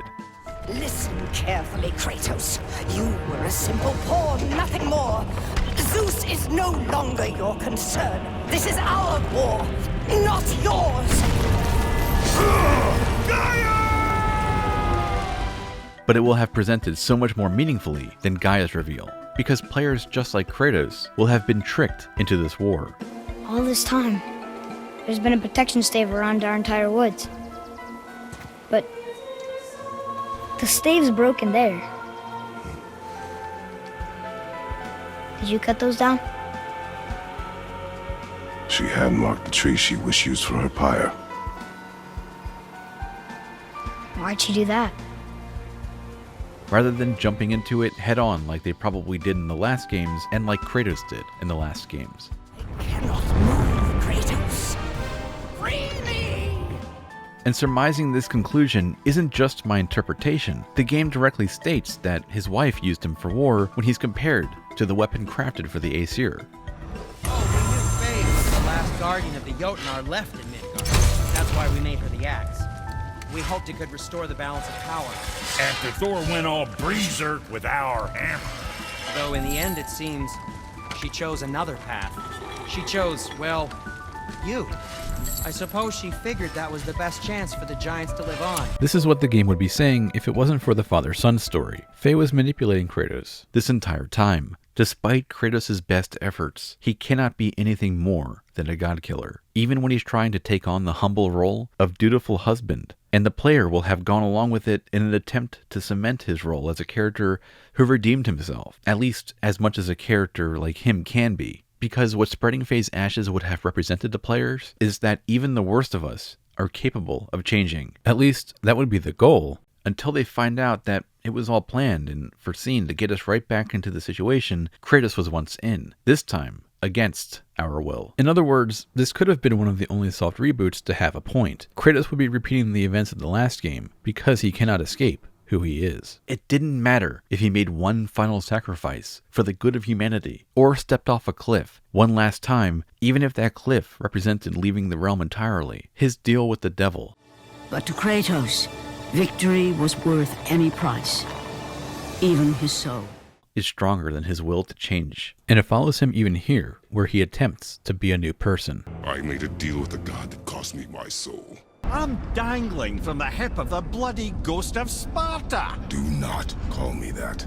This is the epitome of Greek tragedy. This is all to say that Kratos reliving the events of his past war with the gods through an alliance with their common enemy, whether Kratos knew it or not, has a point to it. But of course, we don't get this story because of what Barlog says was his problem with this version of the script. It didn't have enough boy in it. But had Barlog explored just a little further and been more open to what was in the original draft, he might have realized that it works better than the father-son story. And had that been cut, that would mean we wouldn't have the father-son story that never addressed the conflicts it needs to have addressed. We'd have a tragedy, and one that's true to Kratos' character. And that's above all else what I'm getting at. I don't think it's useful criticism to talk about what the game should have been as, according to me, the weirdo on the internet, with no other standard than that. But I do think it's useful to see what could have been had the character been explored with honesty about who he is. And to have accomplished that, it would mean that the father-son element wouldn't have been shoehorned in, with little more reasoning behind it than Barlog had a child of his own at the time, and he wanted that in his story, even if the story was harmed as a result, which we know Barlog was willing to do to an extent already by his own admission. Atreus honestly could have been a boy or a girl. It was, if I had had a daughter, it probably would have been a girl.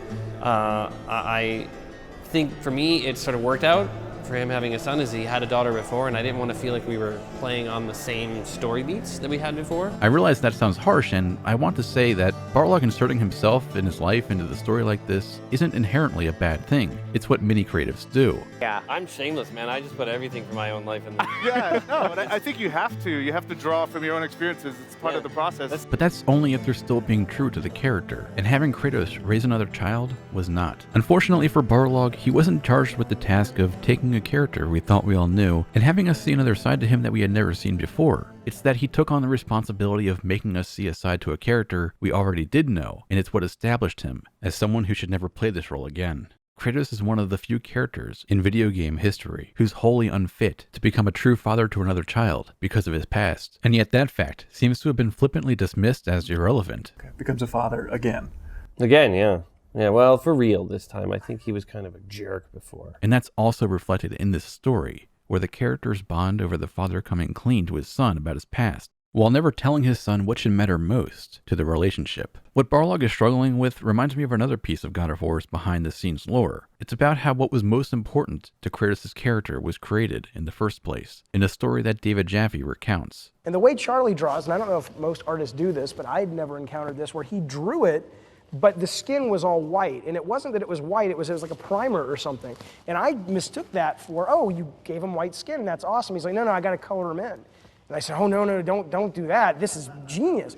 And from that, I remember it was me and Charlie and one other guy, I forget who it was, standing there, and we said, well, we got to come up with a reason why he has this skin now. And that gave birth to the story of, hey, he kills his family and he gets cursed, and that's the ashes of his dead family. Arguably, the mythos behind Kratos' ashen white skin is the most interesting part of his character in the original games. It's a visual representation of what he's haunted by. It signified the price he paid for making a deal with the gods. He gained the power he wanted, but he will forever be reminded of what it cost him, his humanity. So while creators might sometimes benefit from pulling from what's important to them in their lives, that should also include their honest emotional reactions to who the characters are. It's what Jaffe did when he realized this could be the defining trait for his character, who traded his humanity for power and fully learned what that meant, and he'll now make it his mission to reclaim it. And it's what Barlog failed to do when he wrote a father-son story for a character who can likely never again have a genuine relationship with a child. Barlog's first draft that didn't prioritize the father-son story was probably a much more honest exploration of the character. And that honest exploration should have led to Atreus being cut from the script. Because it's not just my understanding that there isn't a way to make a father-son story where these characters grow closer.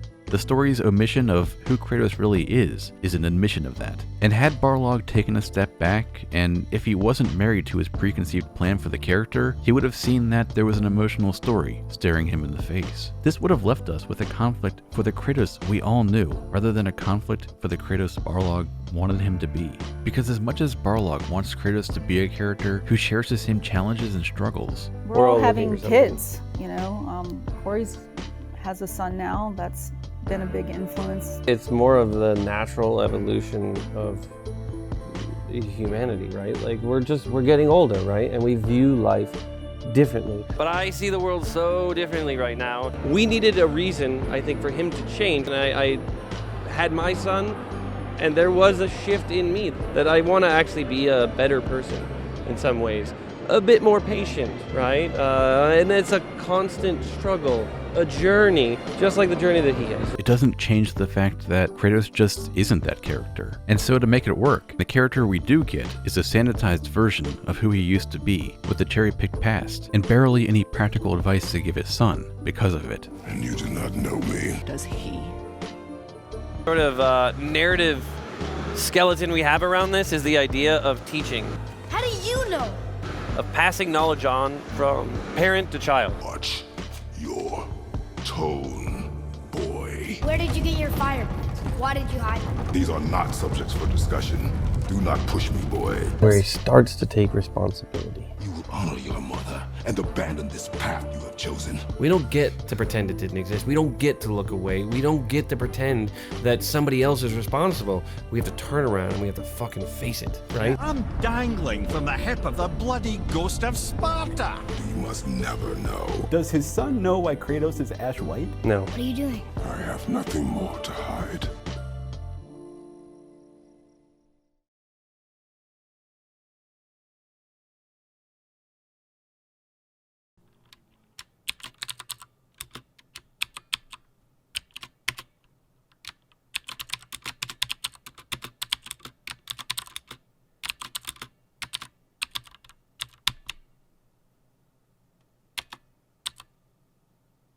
So you just saw me dunk on Barlog for having inserted so much of himself in the game, there wasn't much room left for the original character. And if you don't know why I did that, Barlog certainly thinks he knows. That's why there's so much of this tabloid journalism probably, is that we love other people to fail because it makes us feel less shitty about failing as we do.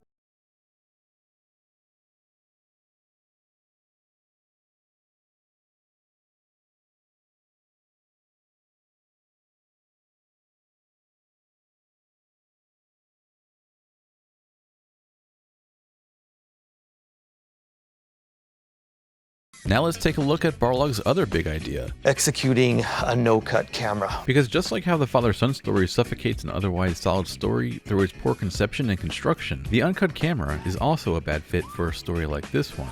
And just like the father-son story, it seems to be based on a miscalculation because of something that sounded good on paper, but it ends up hurting the end product. And yet Barlog still lobbied for it, from what I've seen, not very good reasons. I worked with a bunch of film directors after I left Sony in 2007. Seeing so many of them become film or game literate and want to get interested in games, and starting to realize okay, there's gonna be a lot more film directors coming into games, and they're gonna probably do a lot of these things that are really interesting, and then I'll feel like, well, we've been working in games for a while, and then they come in and they do it.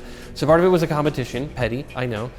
Part of me wanted to do this because I saw a lot of film directors starting to get an eye in games, and I was like, there's no way one of them is gonna come in here and do this. And I was like, we have to be the ones to innovate on this. But it undoubtedly was a ton of work. It's not gonna look like a fade to black. Well, we're gonna try our best to make it look like a fade to black. And he's proud of it. The no-cut camera was a giant bone of contention, and one of those things that until you play the whole game, you don't get it fully what we were trying to do. And they come back and say, look, I lost a lot of sleep over this thing, but it was worth it. Now I get it, right? Because I see it all together, and that's amazing. But I think all of this hard work might have not only hurt their time management because it stressed already taxed resources, the function of the camera hurts the story as a whole. Now there's no question a single-shot camera by definition will inhibit the creative decisions that go into how the story is told. After all, there's only the one camera. This means cutscenes will have a harder time at conveying shots that we've all taken for granted. One of which that comes to mind for character-driven stories is the reaction shot, something that was essential for The Last of Us to communicate when it needed to in order to tell its story. These are close-ups that let audiences know what the characters are emoting, and they're pretty useful. I even used one a few seconds ago. And that's not to say God of War gives these up entirely, just that it's more difficult. You can see here how hard the game has to work to give us a close-up of Atreus, to show how he's emotionally affected by Kratos here. The camera has to awkwardly reposition itself, and so do the characters so the camera can capture the reactions. It's information that would be effortless in any other story. That's the problem created when the game is attempting to use an uncut camera in a story like this one, where two characters are constantly reacting to one another. Now, I don't bring this up so I can point out every moment that God of War would have been improved by a good reaction shot. I bring it up because I want to point out the uncut camera comes with creative restrictions, and the amount of reaction shots weren't the only thing budgeted out of this script to afford the cost of that creative limitation. The property of an uncut camera is to have us be with the character or the events for every consecutive second. But what does that mean for a story like this one? Sure, we all already know that it needs to have the characters clumsily narrate some facts about what's happening because without edits, the camera has a much harder time at conveying exposition visually. Like in this moment where Baldur does something to Jörmungandr, but because the camera can't show it, he has to explain it. I had a feeling that hurting the big snake would bring the two of you out in the open. Or this moment where Kratos and Atreus are being transported by the frost giant, but again, the camera can't show it. What's going on? Is Freya trying to kill us? No. Do you hear the wind? We are moving. You know, the kind of clumsy, awkward dialogue that makes games magic. But more important than this is the fact that this is a father-son story, and that means the characters should be evolving at a deliberate and gradual pace. So instead of focusing on what was taken out of the script and showing how the game was forced to compensate because of the uncut camera, let's instead look at what was gained from it. Because as we're seeing, the uncut camera is a narrative tool, and just like any tool, it has attributes that make it qualified for specific use cases and very unqualified for others. And if you're not utilizing the right tool for the proper use case, you might end up using a jackhammer to hammer in a nail. Sure, it has hammer in the name, but it's not appropriate for the job. Similarly, the uncut camera isn't appropriate for this job because this is a story about the development between two characters, and it takes place over a total 21 hours. That's not just the story length, that's how much time passes over the course of the game for the characters. This is what the uncut camera offers, to see every given second these characters experience as it unfolds. And that's why I want to look at what was gained from the uncut camera, because it's hard for me to imagine a story that's worse suited for the qualities an uncut camera has to offer than this one. Because being with these characters for every consecutive second without having any breaks makes this story that much harder to buy, even when not considering its faulty foundation of a father-son story about a father learning to be honest, where the father omits key details of his past. So what are the qualities offered from an uncut camera? Well, we can actually look to Barlog to answer this question. And there are films that have done the single shot, which creates this great sense of consistent tension. There is a sense of urgency and immediacy to everything. Everything is happening on the road, right? You are experiencing this whole journey as it unfolds with them. And Barlog's absolutely right about this. Emotions can be communicated when we experience every consecutive second that a given character is experiencing, and consistent tension and urgency are certainly a couple of these emotions. This can be capitalized on if the story itself is attempting to communicate this feeling. 1917 is a perfect example, a movie where the characters are tasked with an urgent mission that requires them to travel multiple miles by the next morning. While the film has cuts and the passage of time for diegetic reasons, it's meant to give the impression it's all one continuous experience, and we're seeing the events unfold just as the characters are. And this communicates the same thing that Barlog points out, a sense of urgency and tension. But there's more emotion than just that being communicated in a story like this one. Being able to retrace every one of these characters' steps since we were there for them makes the adventure that much more harrowing and that much more courageous. These aren't Greek gods trespassing on the Norse realm. They can't just punch someone and send them flying. They're British soldiers attempting to avoid an enemy army to complete their mission. Again, if the right tool is used for the right purpose, tangible emotion can be communicated through the camera. But for as right as Barlog is about this, he says something else that's equal parts confusing about video games and their use of cameras. I actually had worked with a couple of directors on my time away from Sony, and was learning a bit from them, and kind of had come to realize that the language of film is something that in games we sort of just adopted. Right? That we sort of just took it on because we're all huge fans of great television, great movies, and kind of the way that we invite the sort of audience in is kind of changing lenses, changing position, changing composition. So close-up shots, two shots, medium shots, crane shots. All of these things are speaking on a sort of another layer to the audience. But I realize, like in games, we have this sense of immediacy. And the reason this confounds me is because all of these shots that Barlog describes convey emotion. And that emotion is something that varies depending on what the story is attempting to make us feel. And video games convey these emotions using the same tools. You can use the camera to show how much a character is hurt with a close-up on their singular focus. And you can use that same close-up to contrast absurdity with a shot that's reserved for high drama, thus making for comedy shots. Zooms, wide shots, crane shots, they all have their purpose in providing emotion. So while Barlog lists off camera techniques and acts as though they're a carryover from film that convey emotions that don't necessarily translate to games, all of these techniques can help amplify the emotion of the story. And just because Barlog didn't include the uncut camera in his list of example shots, it's still just as much a technique to communicate specific emotion as the rest of these. That is, as long as that's what the story should be aiming to communicate. And there are films that have done the single shot, which creates this great sense of consistent tension. But is this device meant for this story? A tale of an estranged father and son, where the father was virtually removed from his son's life, where they build a relationship from scratch over a period of 21 hours? Well, before we answer that, let's look at a story where the uncut camera was used to make the emotion in the story more meaningful. Hellblade, Senua's Sacrifice, a game that seemed to steal God of War 4's thunder. And then Senua's Sacrifice came out. Right.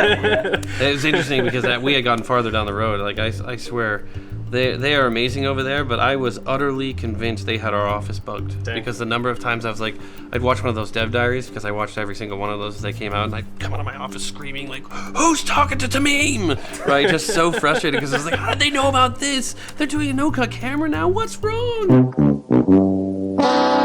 And was a game that came out before God of War. But you were the first, and that's what's most important. There you go. I don't know though, maybe. There's other games that have done it.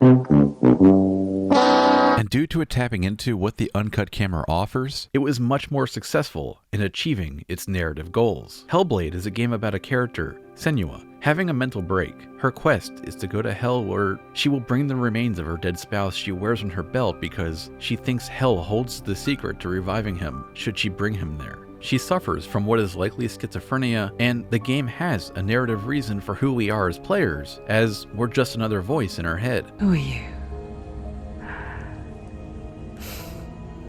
Doesn't matter.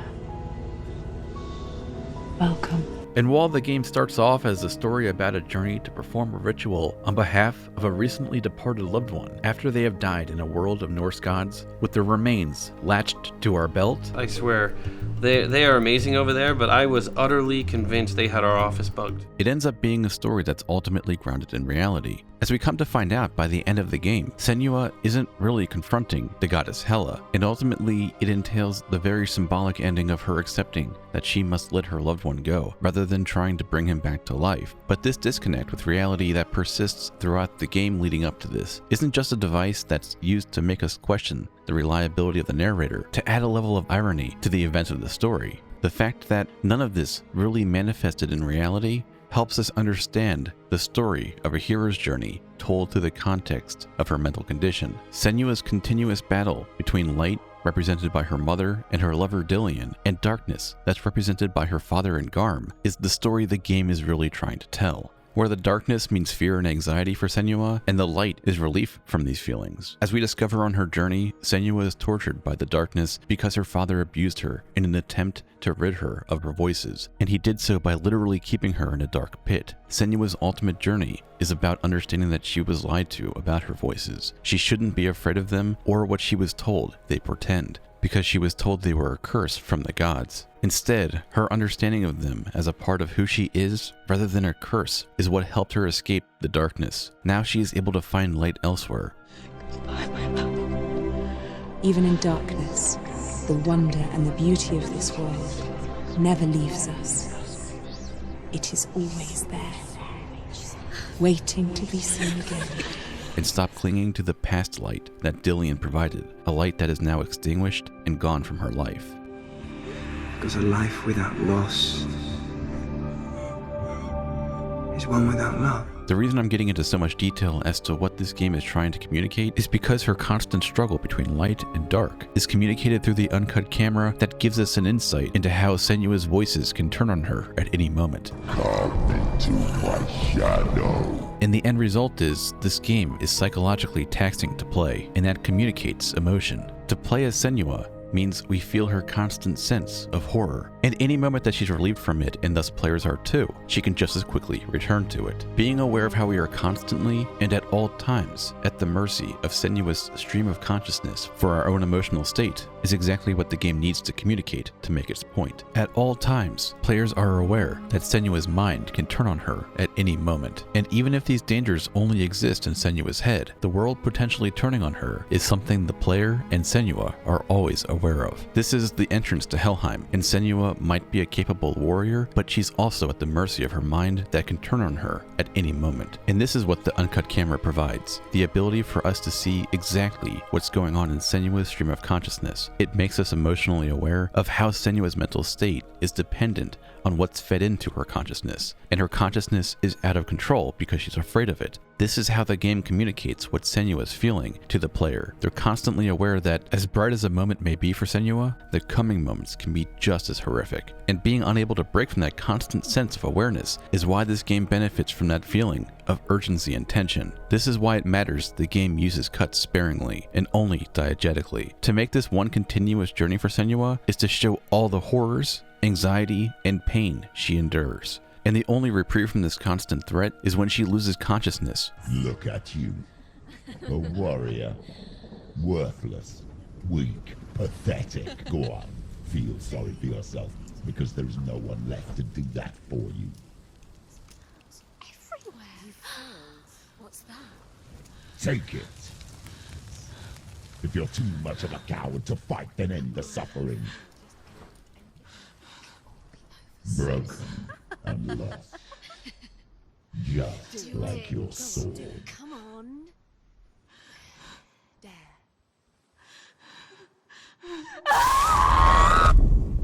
And so when Senua loses consciousness, the camera will cut because, as I've already said, we are a part of Senua's consciousness. And as she slowly returns to consciousness from her catatonic state, we resume the story. This is all to say, the only moments we break from Senua's experience are moments where it's diegetically explained. And this means the uncut camera adds to the emotion of the story, because the emotion the story is capitalizing on is a sense of unyielding urgency and tension. And just think about how fragile this emotion that's being communicated is, because if the uncut uncut camera wasn't giving you an insight into Senua's entire journey. This emotion where we're fearful of what will come next from Senua's consciousness can be undone. If instead of undergoing trials to get Grimir, the sword that can kill the gods, we had seen Senua undergoing a montage where she was training to kill Hela,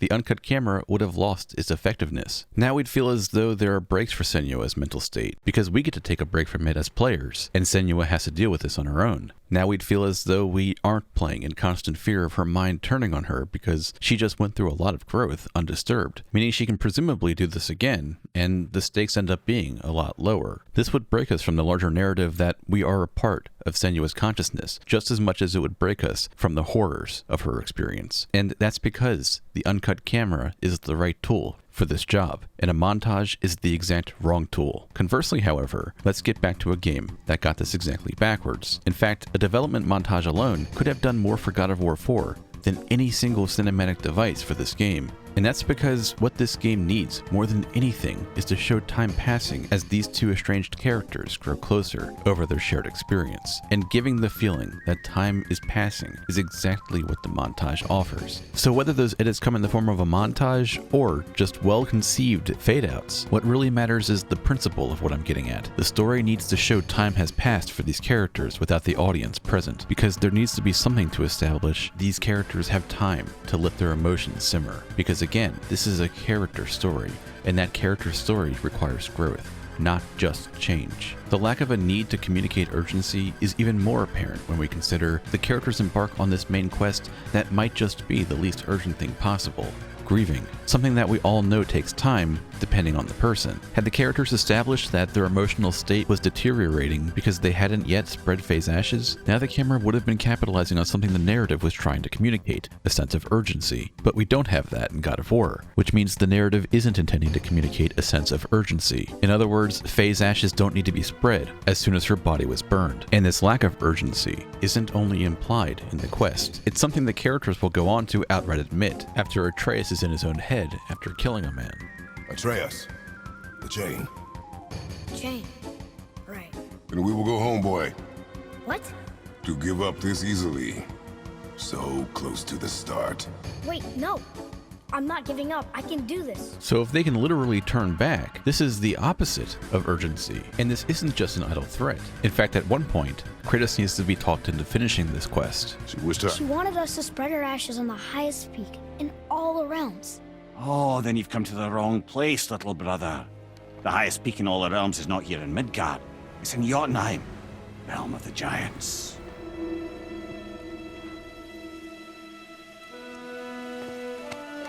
We're going to Jotunheim, right? It's your best and only move from a tactical standpoint. It's the one place the man who cannot be killed won't follow you. What do we do? Yes! So if this task can be pushed off until never, it certainly doesn't need a tool to reinforce its urgency. There's no ticking clock, there's no mission to accomplish overnight, and there's no stream of consciousness to be fearful of ambushing the characters. It's just the characters honoring the request of a loved one, meaning this sense of urgency isn't only something the camera doesn't capitalize on, it's not something the narrative intends to communicate on any level. And with that said, if the main through line for these characters isn't urgent, nor does it benefit from the unbroken tension the uncut camera offers, does it benefit the father-son story that's the real story this game is trying to tell? And the father-son was to say the whole game story was supposed to be about the relationship between these two characters. And there are films that have done the single shot, which creates this great sense of consistent tension. Well, no. In fact, it benefits even less so. Again, this is a story about two estranged characters developing into father and son, and the main storyline, and I'm rounding up, is only about 21 hours. So how is it we can see these characters believably grow to the extent we need from them when they're given less than a day to develop? Part of the growth in character-driven stories comes from the characters meditating on their emotions, but we don't get anything close to this in God of War. This is why I made a point to explain how much time was passing for these characters in my summaries. Kratos leaves a room and 3 minutes later, he's revealing the truth he was willing to kill his son over, when the circumstances have remained unchanged for him. And it's much worse for Atreus, whether it be 5 minutes or 7 minutes or 9 minutes. We see Atreus go through rapid transformations where he goes from good to bad to good again. And even though we already talked about how there isn't a logical connection between these mood swings, just for now pretend that there was. Because even if Atreus got the best reason to become bad and the best reason to become good again, the uncut camera would still give us the same problem, that Atreus' transformation took place over a sequence that lasts about an hour. That's not from when he became good to bad. That's not how long it took for him to become bad to good. That's the entire sequence where he went from good to bad to good again. And keep in mind, this isn't just perceived time by the audience. This is how much time literally took place for the characters. And that's what's communicated with the uncut camera. And let's just think about the complex emotions that are being communicated as he goes through his bad boy phase. He doesn't just kill a god while looking him in the eyes. Now he becomes insubordinate and refuses to act on the players and Kratos' commands. Have you forgotten your training? Oh, are you talking to me? Thought you didn't like my tone. And then he shoots his father in the heart with an arrow. And only 9 minutes after this, literally 9 minutes, he becomes good again. Am I being clear on just how ineffective this is? He went from shooting his father with a lethal weapon in a lethal place to becoming contrite 5.5 minutes later to becoming full-blown good again 3.5 minutes after that. It wasn't me. I couldn't have done that. And you can't blame the lack of time between these mood swings on the fact that I failed to do side quests or something. For this last sequence in particular, this is the unbroken timeline from scripted events, a small amount of platforming, and cutscenes. So is this really the tool this game needed to tell this story? When it forces the story to go from this moment where Atreus is the closest he's been to turning into his father by attempting patricide, to this moment where he's good again, in less than the time it takes to brew a pot of coffee. Again, we're past the point of pointing out plot holes, so that's not my point here. My point in saying this is to say the uncut camera prohibits these characters from meditating on their emotion. And unlike Hellblade, there was no attempt to compensate for this inability to depict this. There is no narrative device in hearing Atreus' stream of consciousness to know what he's constantly going through, like we had with Senua, as he's emotionally challenged throughout this game. There are no accommodations made to help the audience understand that the character has something on his mind that makes his rapid transformation easier to emotionally connect with. He just does stuff, and the camera is there to account for every agonizing second of it, but from afar, and it makes us feel like outsiders looking in. Like I was getting at earlier, had we had a moment where Atreus and Kratos make camp over the course of the game and sleep on what they're going through, as told through a fade-out, this game would have had a much easier job at telling this story. Because fade-outs and cuts give the script freedom. Now not only would the script not have had to make so many concessions like we already talked about, but it wouldn't have called so much attention to Atreus' rapid mood swings. Because with the uncut camera, they are rapid. Maybe if the direction allowed for edits, the script could have been that much easier to write in the moments it needed to communicate the characters were reflecting on what they had just gone through, because the writers could have actually used the passage of time as part of the story. And using time to mend intense feelings is what the developers of Hellblade understood they needed to do, because they were using the camera as a tool with which to tell the story, and that was their only priority. That's why I made a point to note that Hellblade actually uses camera cuts when the story calls for it, because when we see Senua ready to give up at one of her low points after she breaks her sword, she passes out and gets a break from her antagonistic thoughts. Did you really think you could win? How stupid can you be?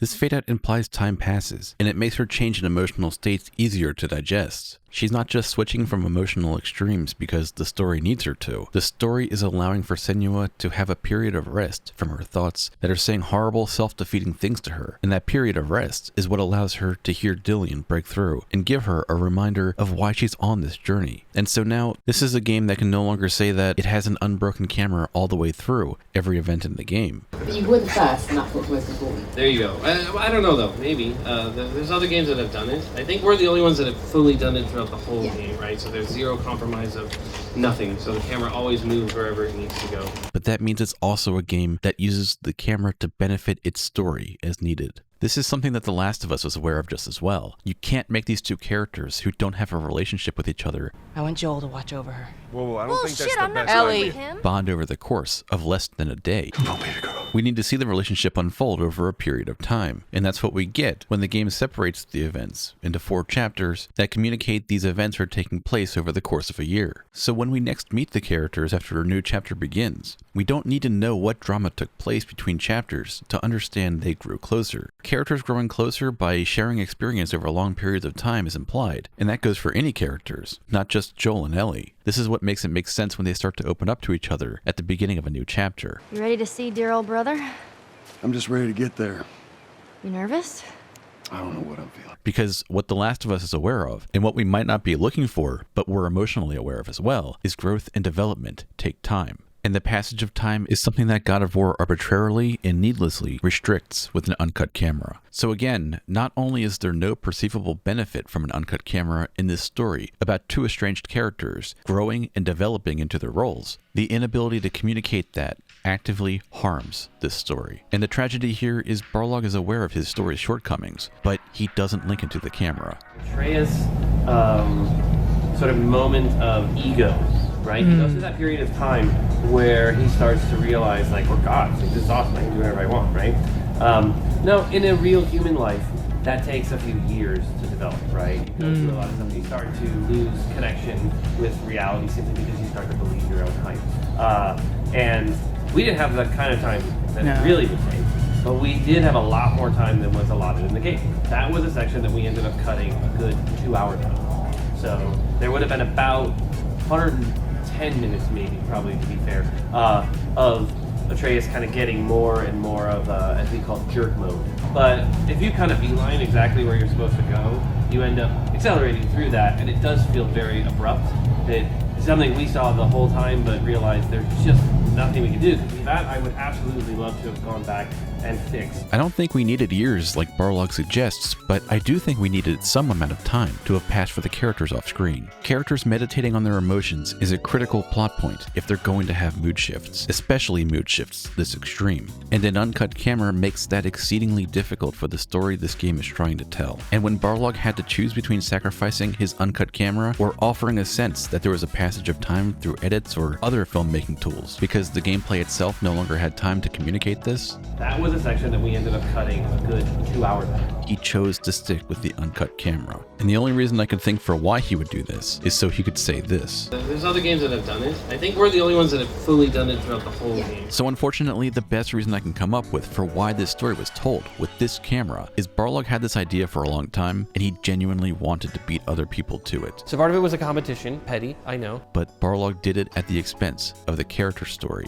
that he wanted to tell first and foremost. So while it turns out Barlog took this idea to multiple studios to use on different titles, what was interesting was that the ideas that he had for Mad Max, I can see those things actually popping up in God of War. Do you have a specific example? The idea of the camera and the moment being always with you. It's like one single cut. And that's what he wanted for Mad Max as well. It was fun to see that being realized in God of War. I had even pitched it on Tomb Raider when I was working on I was going to direct the sequel of that. He talks about getting that idea rejected on those titles as a stroke of good luck because it didn't fit for those games, but it did for God of War. And I was talking about it and they kind of were like, what are you talking about? This is crazy. And they were right because it didn't fit with the tone of the story. It wasn't really married perfectly for that. And it was like I was searching for this right fit. I knew it was an interesting idea, I just didn't know where it would fit. And when it came to this game, it was like, this is it. That's a hard thing to believe when he concedes what he concedes about what was missing from this story. And that's the passage of time. We didn't have that kind of time. Mad Max and Rise of the Tomb Raider might very well have not benefited from an uncut camera more than God of War 2018. But it's hard to imagine a story that could be hurt more by what an uncut camera has to offer than the story of the relationship between these two characters, with the backgrounds they have and the challenges they face.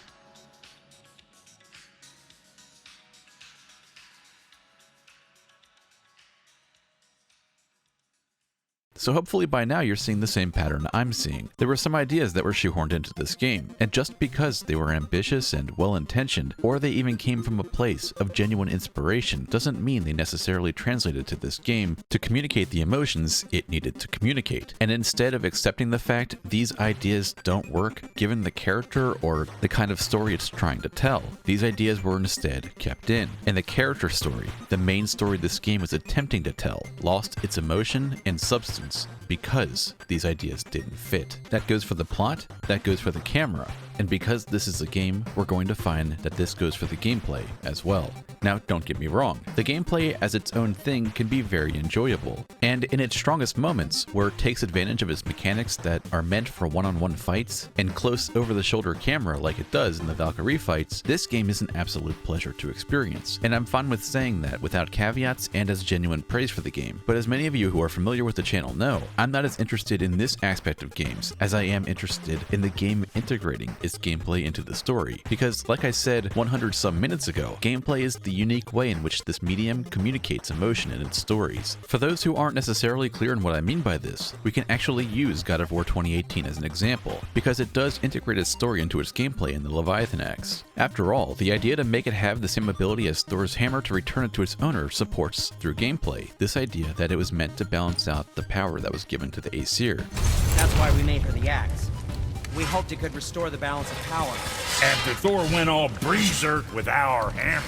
Stuff like this makes the world more robust, and players can feel that communicated through the gameplay. At the very least, players will know Kratos is a match for these gods because Kratos has a weapon that's comparable to theirs. But aside from this, how else did God of War use its gameplay to help tell its story? Well, I can't really answer this with any degree of confidence. Sure, there's a boy button, and I suppose it's fine, but let's be honest, it's not perfect. It made the relationship feel mechanical because Atreus fires his bow or uses his power-up without delay, meaning we lose that sense that Atreus is his own character, with his own mind, like we get in something like The Last of Us. Sure, Atreus does sometimes act on his own like Ellie, but overwhelmingly mashing square is how Atreus establishes himself through gameplay. He's an extension of the player's thoughts and reflexes in the same way Kratos is. And this is what I mean by saying it makes the relationship feel mechanical. As it is, Atreus is activated by a button press, and that makes me feel like something you just use to maximize efficiency in combat, and for that reason, makes you feel obligated to use. Meaning it's good gameplay strategy to use the boy button as much as possible in fights. After all, there's no downside to firing arrows as soon as you can. So in not having Atreus' cooldown always down, with as few breaks as possible, you're leaving damage on the table. So why stop spamming square? And I think there's a relatively easy solution to this. If instead of Atreus having weak arrows that were only useful when used in rapid fire like this, Atreus had powerful missiles, the drawback being it was a larger cooldown and clunkier to use. This could have solved the problem I'm describing. Now we wouldn't feel pressured to constantly hit square, just to make Atreus efficient in the fight. Instead, we'd be reluctant to use Atreus because we'd want to save his aid for a fight where we might need him more, that might be right around the corner. And also imagine that instead of Atreus instantly firing his arrows, he took a few seconds after Kratos called out his name for him to ready his attack. Now we'd feel like he's his own person that doesn't respond to our thoughts and reflexes, but Kratos' communication. This can be a heightened emotion if Atreus is more exposed to enemies between the time his aid is called for and the time he finishes offering that aid. Now think of the emotional payoff if the mechanics were implemented like this. We'd think twice about using Atreus because we don't want to put him in danger, and this is something that would be communicated through the mechanics. This desire to not put Atreus in danger is part of the narrative. Why are there two beds in there? And because this mechanic would have players thinking twice about using Atreus, this story background could now be felt directly through gameplay. Now, for this to work, we need Atreus to be able to die and trigger a game over like Ellie can in The Last of Us. Otherwise, the stakes just aren't there. But again, this isn't a major complaint with the game. What the game tries to do is certainly better than nothing, and I suppose to the game's credit, Atreus says he's not ready if you try to spam him too much. So I guess this is some level of disincentivizing hitting the square button without delay. So again, it's fine. Now, some might be pointing out that the game took full advantage of this when Atreus enters his bad boy mode. This might cause some of you to think I'm being unfair to the full depth of what this mechanic offered the larger story, but I honestly believe this is one of the weakest moments of the game. What I'm referring to, of course, is where Atreus refuses to do commands from the player. Have you forgotten your training? Oh, are you talking to me?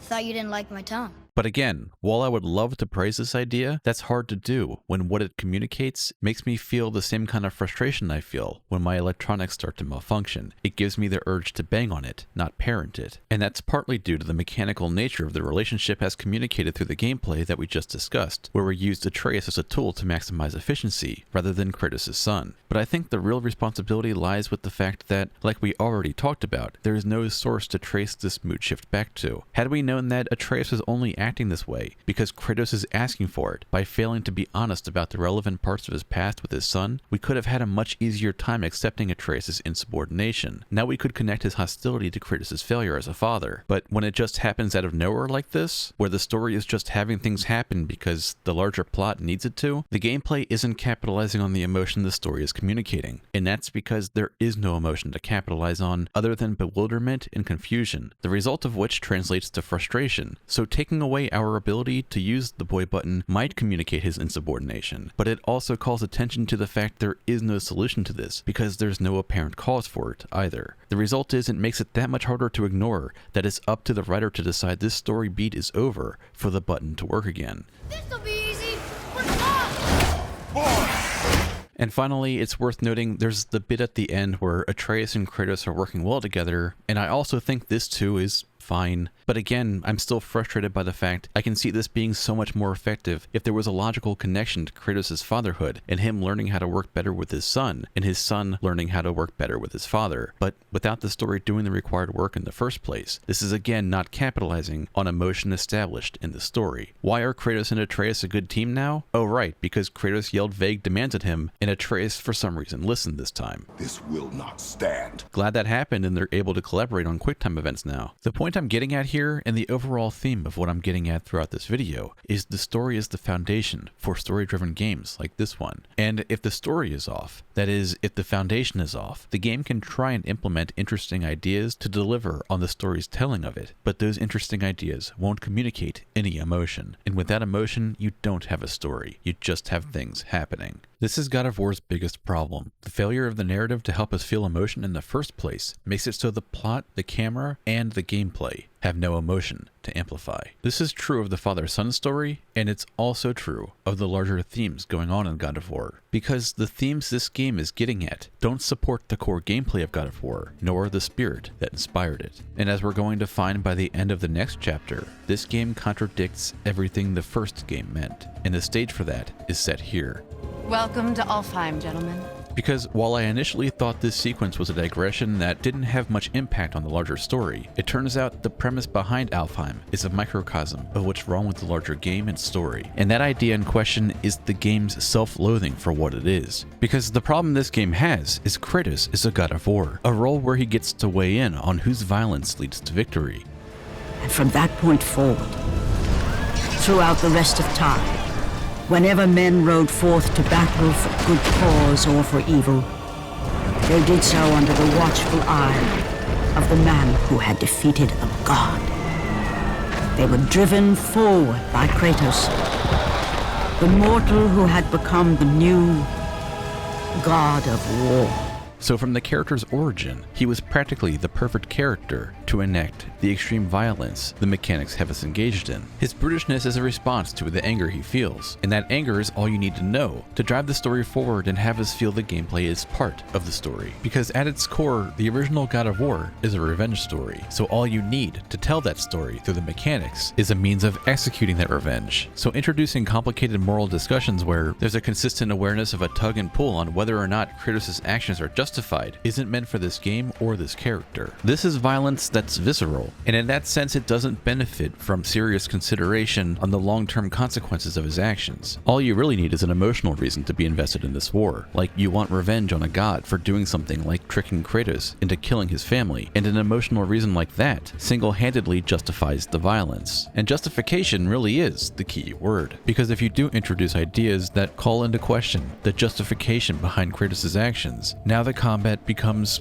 confusing, and the end result of this confusion is to make the mechanics feel transactional and removed from the story, and it only serves as inputs required to get to the next cutscene. And that really is the transition I'm trying to pinpoint between God of War and God of War 2018, because God of War 2018 is full of moral ambiguity, and I get there's a story reason for this ambiguity. After all, Kratos left the Greek realm in chaos because of his involvement in this role, and while I'm okay with the idea that Kratos was affected by this, the story should make an affirmative of case for why Kratos should no longer shirk his role as God of War. He should have had an arc where he realizes he did the wrong thing by resembling purified id, by solely being dedicated to revenge. And while he can learn from those events, he can also learn that intervention isn't necessarily a bad thing, and sometimes it's a moral duty. And this is what the game seems to, again, be aware it should do, even if it again never follows through on it. After all, this is why we have a guiding story about Tyr, who seems to embody the paragon of a god of war who didn't indulge in violence for his own sake, but rather to fight for what's right.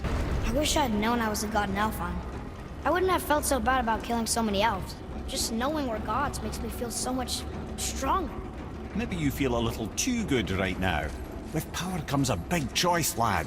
You can either serve yourself, or put your godhood in the service of others, like Tyr did. His story shows that interference is sometimes necessary. A god of war, but one who fought for peace. This is also a theme presented by Faye, who also used her power to fight for good. She wanted to protect people. I suppose we thought it was a chance to give power to someone who would use it for good. She had the strength to wield such a weapon, and the wisdom to use it for good. She found purpose in protecting the weak. So, she'd help out the elves? In other words, a balance of power is essential in a world of gods, and understanding it's his responsibility to fill this power void is what he can learn from his wife and Tyr. That's why we made her the axe. We hoped it could restore the balance of power. She chose, well, you. I suppose she figured that was the best chance for the giants to live on. But Kratos never actually does learn this lesson, at least nothing that manifests into the game. And that's a problem because, well, we play as Kratos, and the story never makes an effort to make us feel like we did in the original God of War, where the mechanics were justified. Instead, all we get is moral murkiness. And like with so many of God of War's issues, this is done by design. We aren't supposed to take sides like a God of War. So, she'd help out the elves? No. We aren't supposed to gain an understanding that will help us make a moral judgment on a realm at war with itself. Oh no! Why are they killing him? He didn't do anything. Do not assume. You are seeing the end of a war, boy.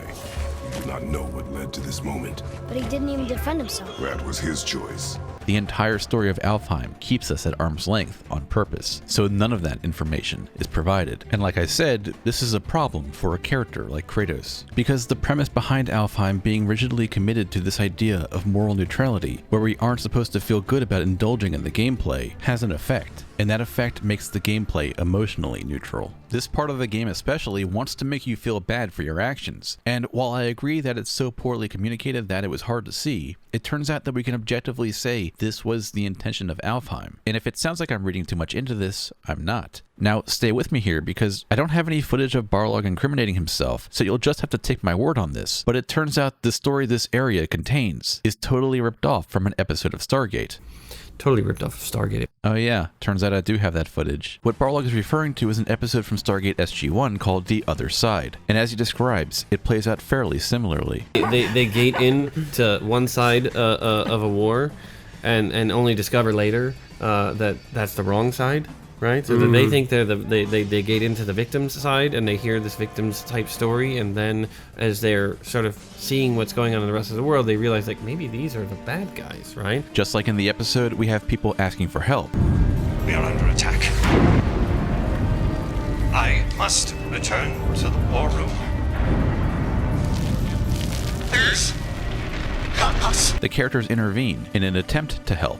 As Dr. Jackson points out, they're a humanitarian concern. And end up finding out they did the wrong thing. They didn't just start a war.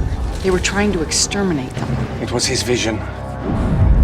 My father saw that breeders were spreading across the face of Yoranda like a plague, millions of them. We don't know how so many of them manage to survive, but they do in spite of our best efforts. And then they deal with the fallout from that decision. They're escorting the enemy bombers! What? He's attacking our own fighters! But where the stories differ is in the fact that in Stargate, the characters end up righting the wrong of choosing the wrong side, and they do that by destroying the base of the people who tricked them once they learned they were tricked. It could have all been yours! I wouldn't follow us if I were you. But in God of War, however, the point of this vignette was to have us realize there is no right side. And while there is no right side, there was a wrong side. Because the only affirmative position the game takes is that it's wrong to choose a side at all.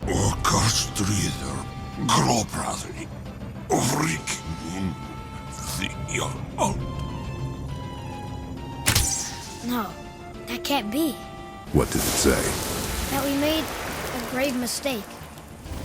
Did we help the wrong side? And again, I agree this wasn't communicated well in the game, and some might be thinking I'm reading too much into it because it was communicated so poorly, but this was the intent nonetheless. And this one was more of an exploration of the concept of everybody's side has some kind of justification, right? It is a matter of perspective, and then it is also that sense of Kratos not wanting to get involved in anybody else's business because he really doesn't know what anybody else's business is. Part of war that everyone is fighting for something specific, and it's like the light of Alfheim was this, does it belong to anybody?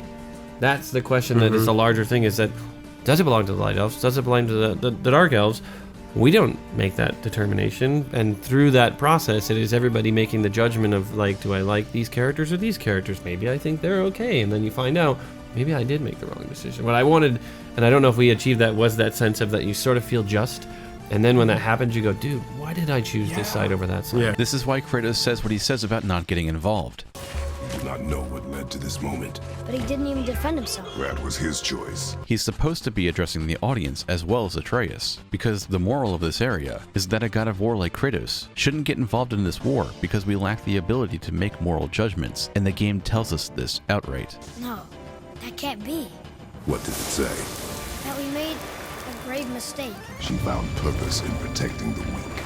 So, she'd help out the elves? No.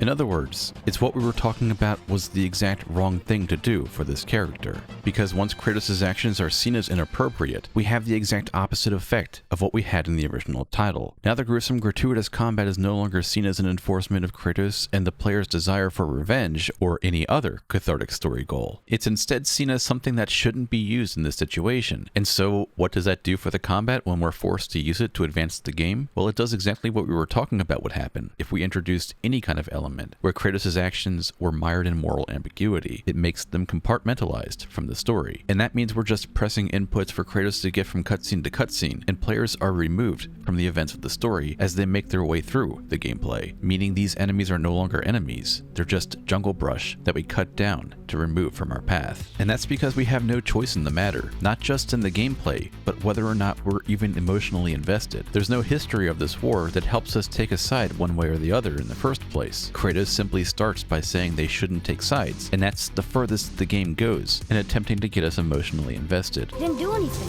Do not assume. Again, had the story been loyal to being half as committed as the episode that inspired it, the game could have solved this problem, because there's a key moment in that episode of Stargate that gave the characters moral clarity. It happens when the characters start to gain an insight into the fact they're on the wrong side of the war. I'd like to know more about your enemy.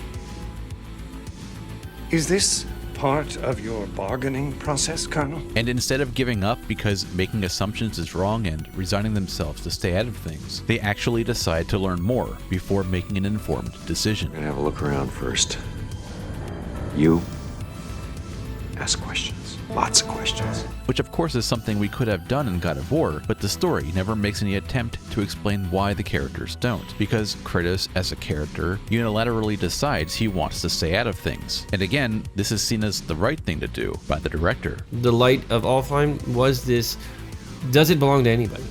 That's the question that is the larger thing, is that does it belong to the Light Elves? Does it belong to the Dark Elves? We don't make that determination. Because finding out more information that would justify Kratos' intervention is the exact opposite thing Barlog wanted to communicate. This is what I mean by saying the game keeps us at arm's length by design. Getting actual justification would contradict the purpose of this area. Look, should we try talking to them? No. But maybe they need help. They do not stop us, so they do not concern us. And when the story doesn't do the work to make us decide one group deserves help over another, the only real choice here is to kill these enemies or else be trapped in the game space. Because we aren't getting involved in this war. All we're doing is fighting through these enemies to charge the Bifrost, and once we're not fighting them to charge the Bifrost, we're fighting them to leave Alfheim. This of course includes the lead Dark Elf that blocks our path and refuses to let us leave.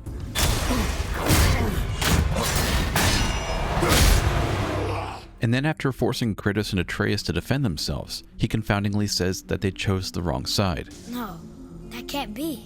What did it say? That we made a grave mistake. Did we help the wrong side? As if there were any choice to make. We tried to leave peacefully, and we would have if we could, because again, the game went out of its way to not give us an emotional stake in killing him. He stopped us and forced us to defend ourselves. We killed him in self-defense, and then he asserts at us that we did the wrong thing. And the intention of this isn't to make us think it's a bloodthirsty creature that's only thinking of itself. It's that we are supposed to question our own actions. It's sort of the player's decision to determine, did I do the right thing? Did I do the wrong thing? I mean, for me, I look at it as it really is one of those no-win situations, right? So there isn't a clear good guy and a clear bad guy as much as, is everybody the bad guy, right? Is everybody not right for wanting to own the light, right? Because it's not theirs to own. And this isn't just confounding to me. Other people seem to have the same problem with digesting this sequence. There was this little scene with Atreus saying, it says we made a mistake. We never really figured out what that was. You know when you're fighting the king, I suppose, I don't remember what his name is, at the end when you're just about to leave Alfheim, he says, when you kill him, he says you've made the terrible mistake or something like that. Yes. I don't know what that is in reference to.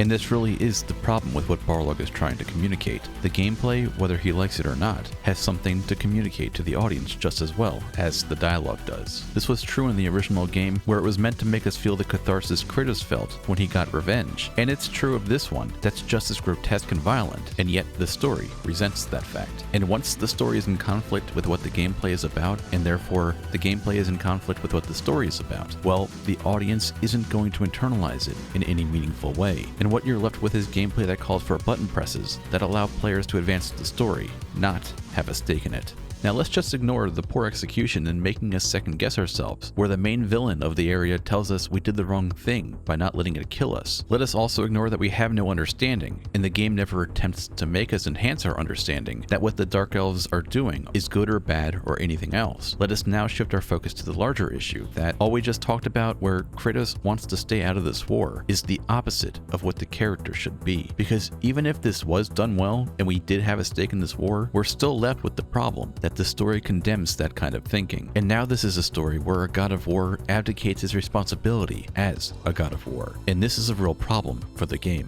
Because like I said at the start of this chapter, the premise behind Alfheim might not be as explicit in the rest of the game as it is here, but it still infects the larger game nonetheless. And the result isn't that we're only not motivated to fight in this game, it also contradicts the main theme of the original God of War.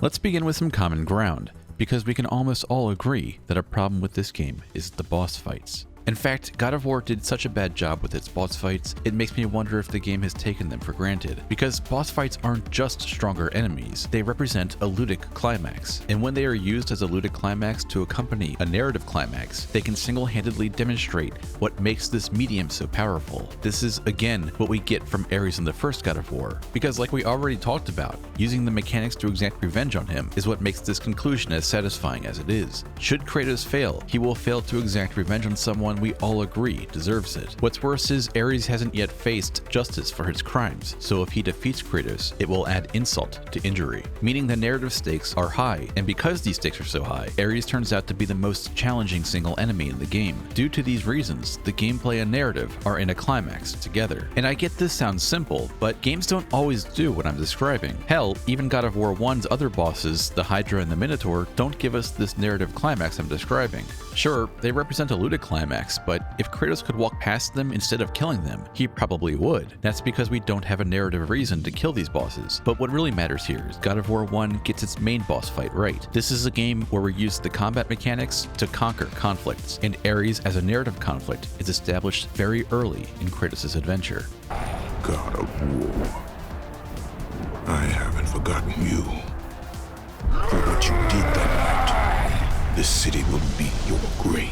This is how the game combines the narrative and ludic conflict. They're both embodied in Ares. But of course, all games don't use their boss fights this way, and that brings us back to God of War 2018. Because like I said, this idea that Kratos would be doing the wrong thing if he commits to any moral judgment isn't only communicated through the lead Dark Elf's words, it's communicated directly through the gameplay, through the other bosses, just as well. And this creates a problem because it means we have no narrative motivation to slay just about any of the bosses, which again, makes us feel like we're just using the mechanics to get from cutscene to cutscene. And that makes sense in a game that resents the character's violence as much as it does. The only way to introduce bosses is to make them obstacles, not villains. And this is why the bosses take the forms they do. So many are trolls, ancients, trolls, 2 trolls. Is that an eagle? Oh, maybe, but I guess we're gonna fight another troll now instead. The dragon fight was kind of cool, but I suppose I might just be biased because I'm happy it just wasn't another troll. Now don't get me wrong, I understand that this is something that Barlog is aware is a weakness of his game. We cut a lot of bosses. You know, I had to get rid of the several bosses in the game. Like there was a lot more of this game than anybody knows. But my complaint isn't about the lack of variety in bosses. My real complaint is about the lack of narrative purpose behind these bosses. This is something that's of course made worse by the fact these trolls weren't supposed to be bosses in the first place. They just kind of became that way for aesthetic reasons. The trolls were never actually meant to be bosses. We made the call, and this one was another thing that I would have changed. We put the boss bar on screen. Because the troll was so big, the health bar above his head meant you had to keep looking up. So someone had said, hey, just put the boss bar on it, right? So their placement was irrelevant to the story from the very beginning. And this isn't to say that God of War 2018 gets no boss fights right. Again, the dragon fight had Atreus and Kratos fighting together, so this was actually a fight that worked. I have a plan. Be ready to lower the crane on my mark. And God of War had success in reinforcing its narrative in the first fight as well, because what we're doing in the first fight with Baldur is we're hiding Atreus' location to keep him from danger. What are you hiding? So all the narrative really needs to do is show us that Atreus wants to be with Kratos, and the game did this just fine leading up to this point. I got it. Good. And so when Baldur shows up, sniffing around, there are now narrative stakes accompanied with ludic stakes. Wait, beneath the floor. Now! Because we know Atreus is in danger, and players and Kratos are both motivated to protect him from that danger. Why are there 2 beds in here? With that established, Kratos can conquer both of these stakes through the mechanics. This is how the game should have done all of its fights, with some aspect of this design principle in mind, where the narrative and gameplay work together. But the game, of course, doesn't do this. And it's worth noting, while I think this fight works because we're motivated, the way it's executed also has long-term consequences for the end of the story. Those consequences being derived from the fact we fight the final boss at the beginning of the game. And don't get me wrong, this is a common trope from video games, and it's one I often enjoy. But fighting the last boss at the beginning of the game isn't something that's done for its own sake. It's supposed to serve a purpose. It's supposed to contrast how weak the character is at the beginning of the game. So when you finally confront the final boss in the third act, when the stakes are at the highest, it makes us aware of just how much we've grown as players. But God of War doesn't give us this feeling. Because again, God of War makes confounding choices. This isn't a fight to show us how weak the player and Kratos is compared to Baldur. In fact, we defeat Baldur at the end of our first meeting with him. Meaning the game is communicating Kratos is stronger than the last boss from the beginning of the game. Now, a game can get away with something like this if there are narrative reasons for why the final boss grows in power throughout the game. But in God of War, we never have anything like this. If anything, Kratos is the only one the game communicates grows in power from the fight where Kratos snaps Baldur's neck in the first hour to the last fight where he snaps his neck in hour 20. Meaning the ludic stakes are never there because we always know we can kill him. So let's now look at the narrative climax in this game. Because if anything, the narrative seems to acknowledge that there isn't a ludic climax. The result being, it treats the gameplay as though it's a byproduct of the medium, not its defining emotional tool. Because throughout this entire journey, Kratos never once takes any tangible action to find a way to break Baldur's curse and defeat him once and for all. The only quest that Kratos is worried about is the ashes. The fact that he's being hunted by gods is just an inconvenience to him, even though he knows that the protection stave over his home is now removed, and that makes them vulnerable to the gods. Kratos never says they need to find a way to kill Baldur, or else he won't stop harassing them. No, the game won't do this. Because, again, the game won't justify Kratos' combat, and so Baldur isn't a villain. We had a lot of feedback during the playtest to say like, oh, the main villain disappears, and I don't hear from him for a while. That was the point. He wasn't supposed to be the main villain. There is no main villain. He is simply another person in this world who has a tragic story that intersects. Which means the narrative isn't justifying the combat. And this final fight is perfunctory, because final fights are what you do in video games. This is why the game randomly drops in information that Baldur's curse can be broken and it's incidental to the conversation, not something Kratos is actively seeking out. Like here, where he uses it as a chance to figure out Freya bewitched Mimir. It's not a question he asks to figure out how to defeat this mortal enemy. When I think about Baldur and Freya... Mimir? Yes, lad. Freya. How's that, brother? Yes. Tell me Baldur's vulnerability. Baldur is blessed with invulnerability to all threats, physical or magical. Wait, what is happening? He is bewitched not to speak of what he knows. I am? I am! Oh, that's it precisely. I wonder how long that's been so.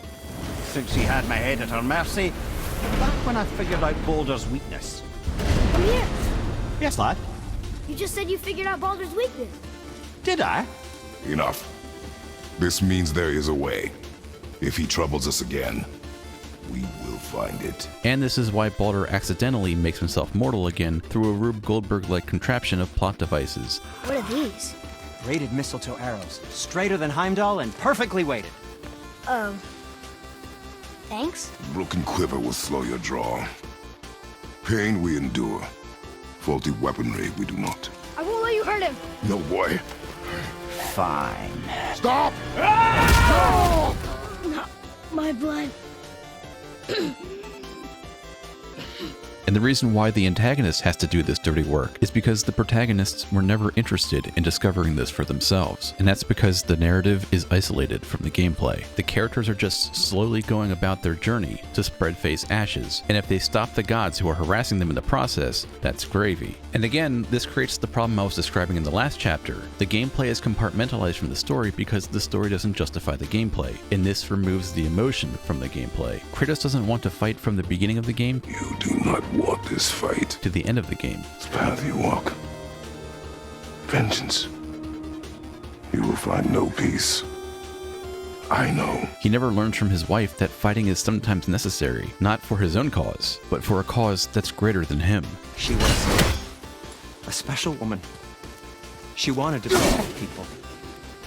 I suppose we thought it was a chance to give power to someone who would use it for good. And this explains why we have a watered-down version of Kratos who can only be talked into fighting as a reaction to being told his friend is going to be killed in front of his face, and that same guy is coming for Kratos after that. You?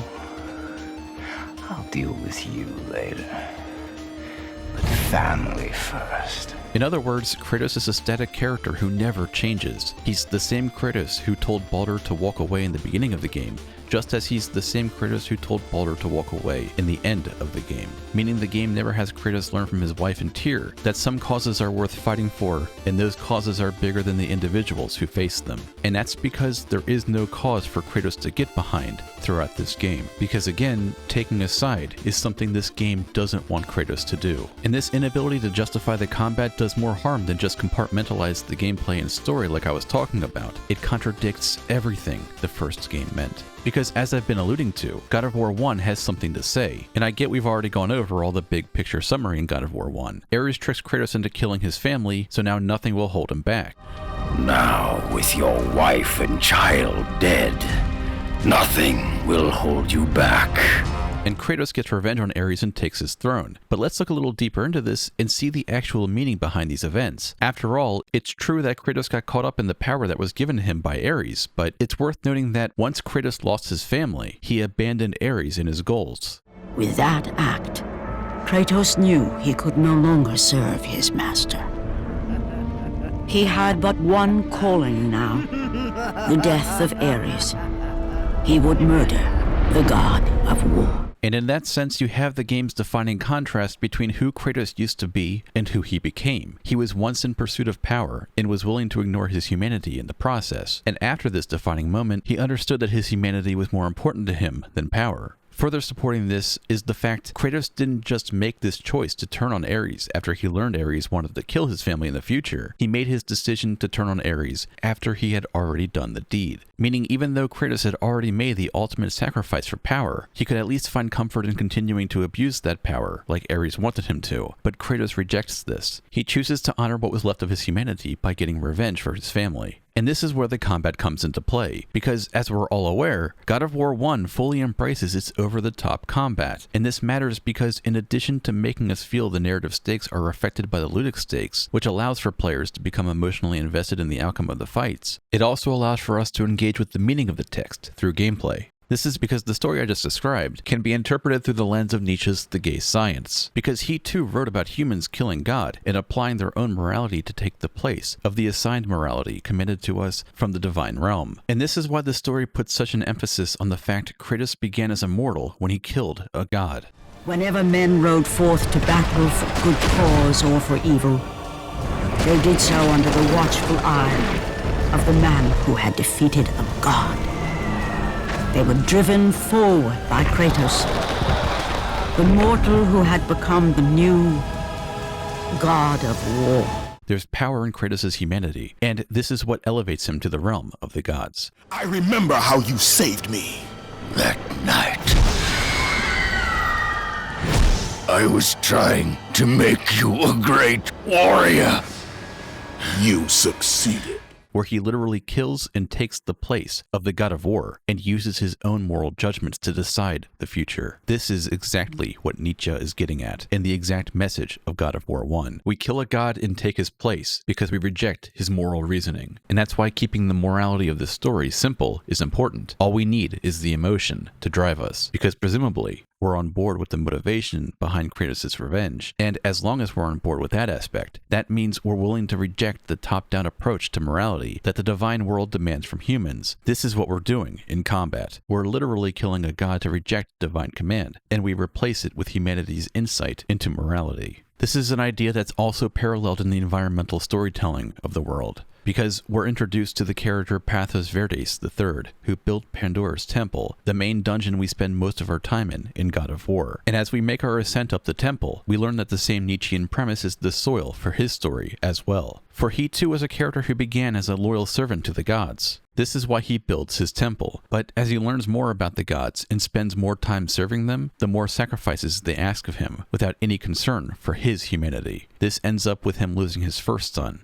and then his second son, and his wife as well. By then, he also becomes disgruntled with the gods, and we can see it in the art, where it goes from depicting the gods as those to serve, and it instead turns to depicting humans rising against those gods. This is embodied in the final painting we see, where a human soldier is fighting Zeus. Pathos Verdes III didn't make these changes because he was enslaved and felt he needed revenge against the gods. Building this temple for the gods was something he was eager to do when he started, and eventually he realized his humanity was more important than serving the gods. And so his story too shows us the rejection of the top-down approach to morality just the same. This is why I see God of War 1 as something to admire. The story didn't shy away from the brutal combat, and its indulgence of it had meaning. But in God of War 2018, the story does shy away from the mechanics. Kratos wants to avoid fighting if he can, even if he's fighting gods. And if we're forced to fight, well, we'll just have to do it, but we won't like it. So the game will force Kratos' hand. I'll deal with you later. But family first. And all of the games dragging its feet on giving Kratos a reason to use the mechanics has consequences, because instead of a game where Kratos rejected the top-down approach of morality and used his humanity as a guide for his own, we simply don't have that. We have a game that hides key details from players, so they can't make those assessments, and a game where villains tell us that we did the wrong thing, and that's the moral of the vignette. This isn't a game where Kratos enforces his humanity because it gives him a more keen insight into morality than the gods. This is a game where Kratos tries to do as little as possible because he has no idea what's right and wrong. Why are they killing him? He didn't do anything. I do not know what led to this moment. This is finally cemented when we kill Baldur, and instead of knowing we did the right thing by enforcing our humanity through the mechanics, we're left with not knowing if what we did was right. That is, until the god Mimir assures us that we did do the right thing. Look, there was no easy choice. For anybody, brother. But I think we can all agree you did the right thing. And don't get me wrong, I think the game had to do this, because when it was as wishy-washy as it was about motivating us to use the mechanics, having a god there to retroactively reinforce our decision makes sense. Because when the game won't show Kratos focused on looking for a way to kill Baldur to protect his son from him, the game fails to motivate players to kill Baldur leading up to the fight. That's true of when Kratos unilaterally makes vague assurances that they'll find a way to break Baldur's curse, because apparently Kratos has seen the script where this all works itself out, so he knows this is a low priority for him. This means there is a way. If he troubles us again, we will find it. And that's even more true when Baldur is seen as his own tragic character, who's a victim of his mother's helicopter parenting. I know that how you feel hasn't changed, but I want you... How I feel? how I feel. And things get even more confusing than that, because we also have Freya here to be part of the fight, trying to stop us to save her own son. I can feel everything.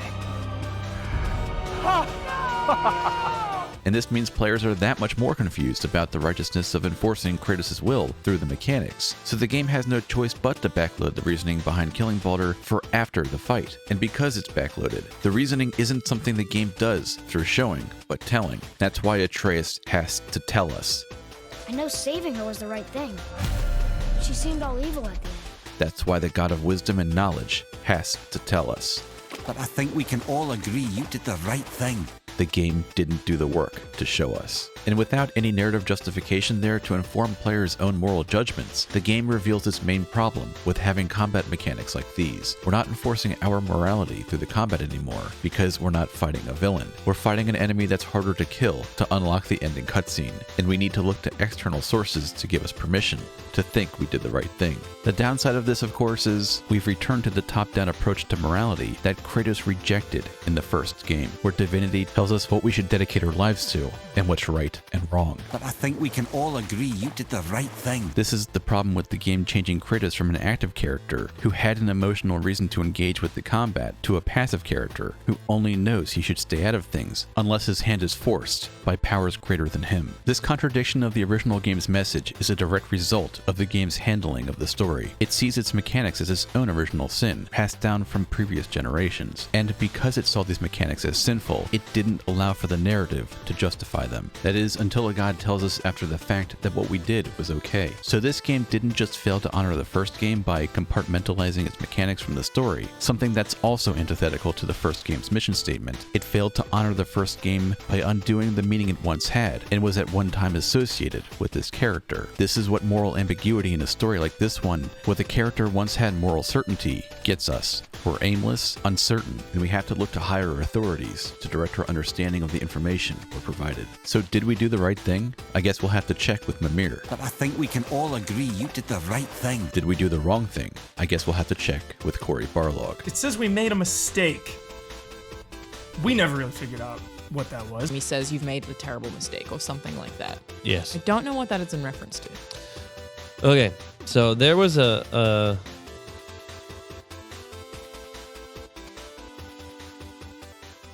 So now that we've thoroughly discussed all that's wrong with this game, I need to now address the elephant in the room. The fact that this was given 10 out of 10s across the board almost unanimously. How is it that something could go this far off the rails? From the script, to the concept, to the use of the camera, to the use of the gameplay, and still be something that's this unanimously praised by critics. But I didn't expect it to be a thrilling journey in which every aspect of it complements the others to form a masterpiece. What may surprise you is how mature its storytelling has become. Everything new it does is for the better, and everything it holds on to benefits as a result.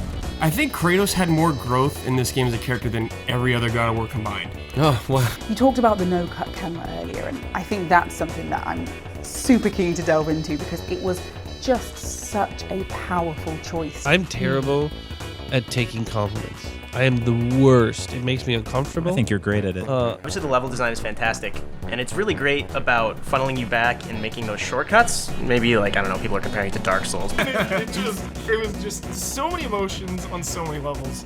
I just absolutely love that part. It feels earned. So earned. But also because the public was receptive to what, at its core, is a very emotional story. They're dumb.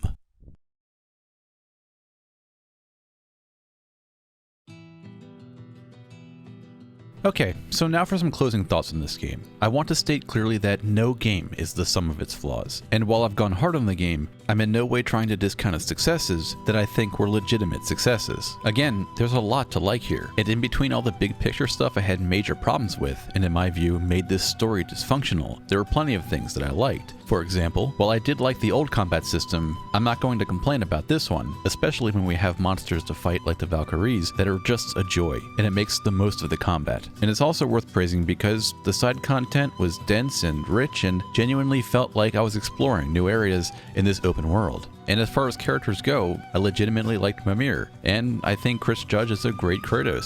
So again, there's plenty to like here. But my point in making this video is we need to be able to call a spade to have conversations conversations that make games better. And it should also be said that while I've gone hard on Cory Barlog, he seems like a genuinely good guy, and I'm being sincere when I say I learned a lot from him over the years I've spent working on this video. I'm not a game designer, and even further from a game director for a AAA publisher, but he's given me a peek into what it's like being in this role, because while I've used his words against him a lot in this video, those words seem to be a part of his job in this role, and for that reason, there's a lot to relate to in Barlog. Directors aren't sure if these creative decisions are going to lead to a better game, and they make these decisions that may very well be taxing on the development team. But I have no question that at one time, Barlog believed these ideas would work in his game, and if it turned out that he ever realized they weren't fitting for any of the reasons I discussed or any reason that anyone else might have picked up on, it may or may not have been good strategy for him to ditch any one of these ideas. After all, his role as a director asks that he believe in his ideas he has his team working on, to make sure his team is motivated and believe in his ideas. He did. So it's hard for me to blame Barlog for claiming he accomplished as much as he did when I see things as the exact opposite. There's nothing malicious about his actions, nor is there anything deceitful. He's just carrying over the energy that's required for his role as a director and bringing it to the media. And in that sense, we should all be as good at our jobs as Cory Barlog. And again, I say this without snark and with complete sincerity, because I'm sure many of you are wondering where I get off being as critical as I am about this game when the development for this video took half as long as the development cycle for an entire AAA title. And if I were on any real deadline on YouTube, I'd be making content that fails at its goals too. And the only thing I have to say to that is,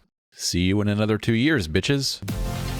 Thank you guys so much for watching. This really has been 2.5 years in the making, so I appreciate your patience on this enormous video. If you want to support my endeavors, I have merch now, and the art is commissioned by Silvermender, an extremely talented artist that I was lucky enough to get. Or if you want the classic porpoise, that's available too, and that's done by the very generous Goat Jesus, who also did this video's thumbnail, and I am also very grateful to him as well. Link is below. And if you want to support the channel the old-fashioned way, you can of course do so by joining the incredible group of generous patrons who have allowed me to make this video that I really wanted to make. Thank you all so much, and an extra thanks to Griffin116, Grant Vogel, Elroyd, Jeremy Barnes, Jan Berenz, Sergio Proxy, Percival, Josh Infrared, Tiber Alexios, Furious George, Rita Wallstrom, Ashley Dawkins, Master Ren 7, Shane Levengood, Rainbow Hawk 1993, Sam Z, Anthony Ely, Tyler Robinson, James Charbonneau, Jack Lockjaw, Huyuyu, Red, Joshua Tokarski, and Marco DeMille. Thank you all so much for your support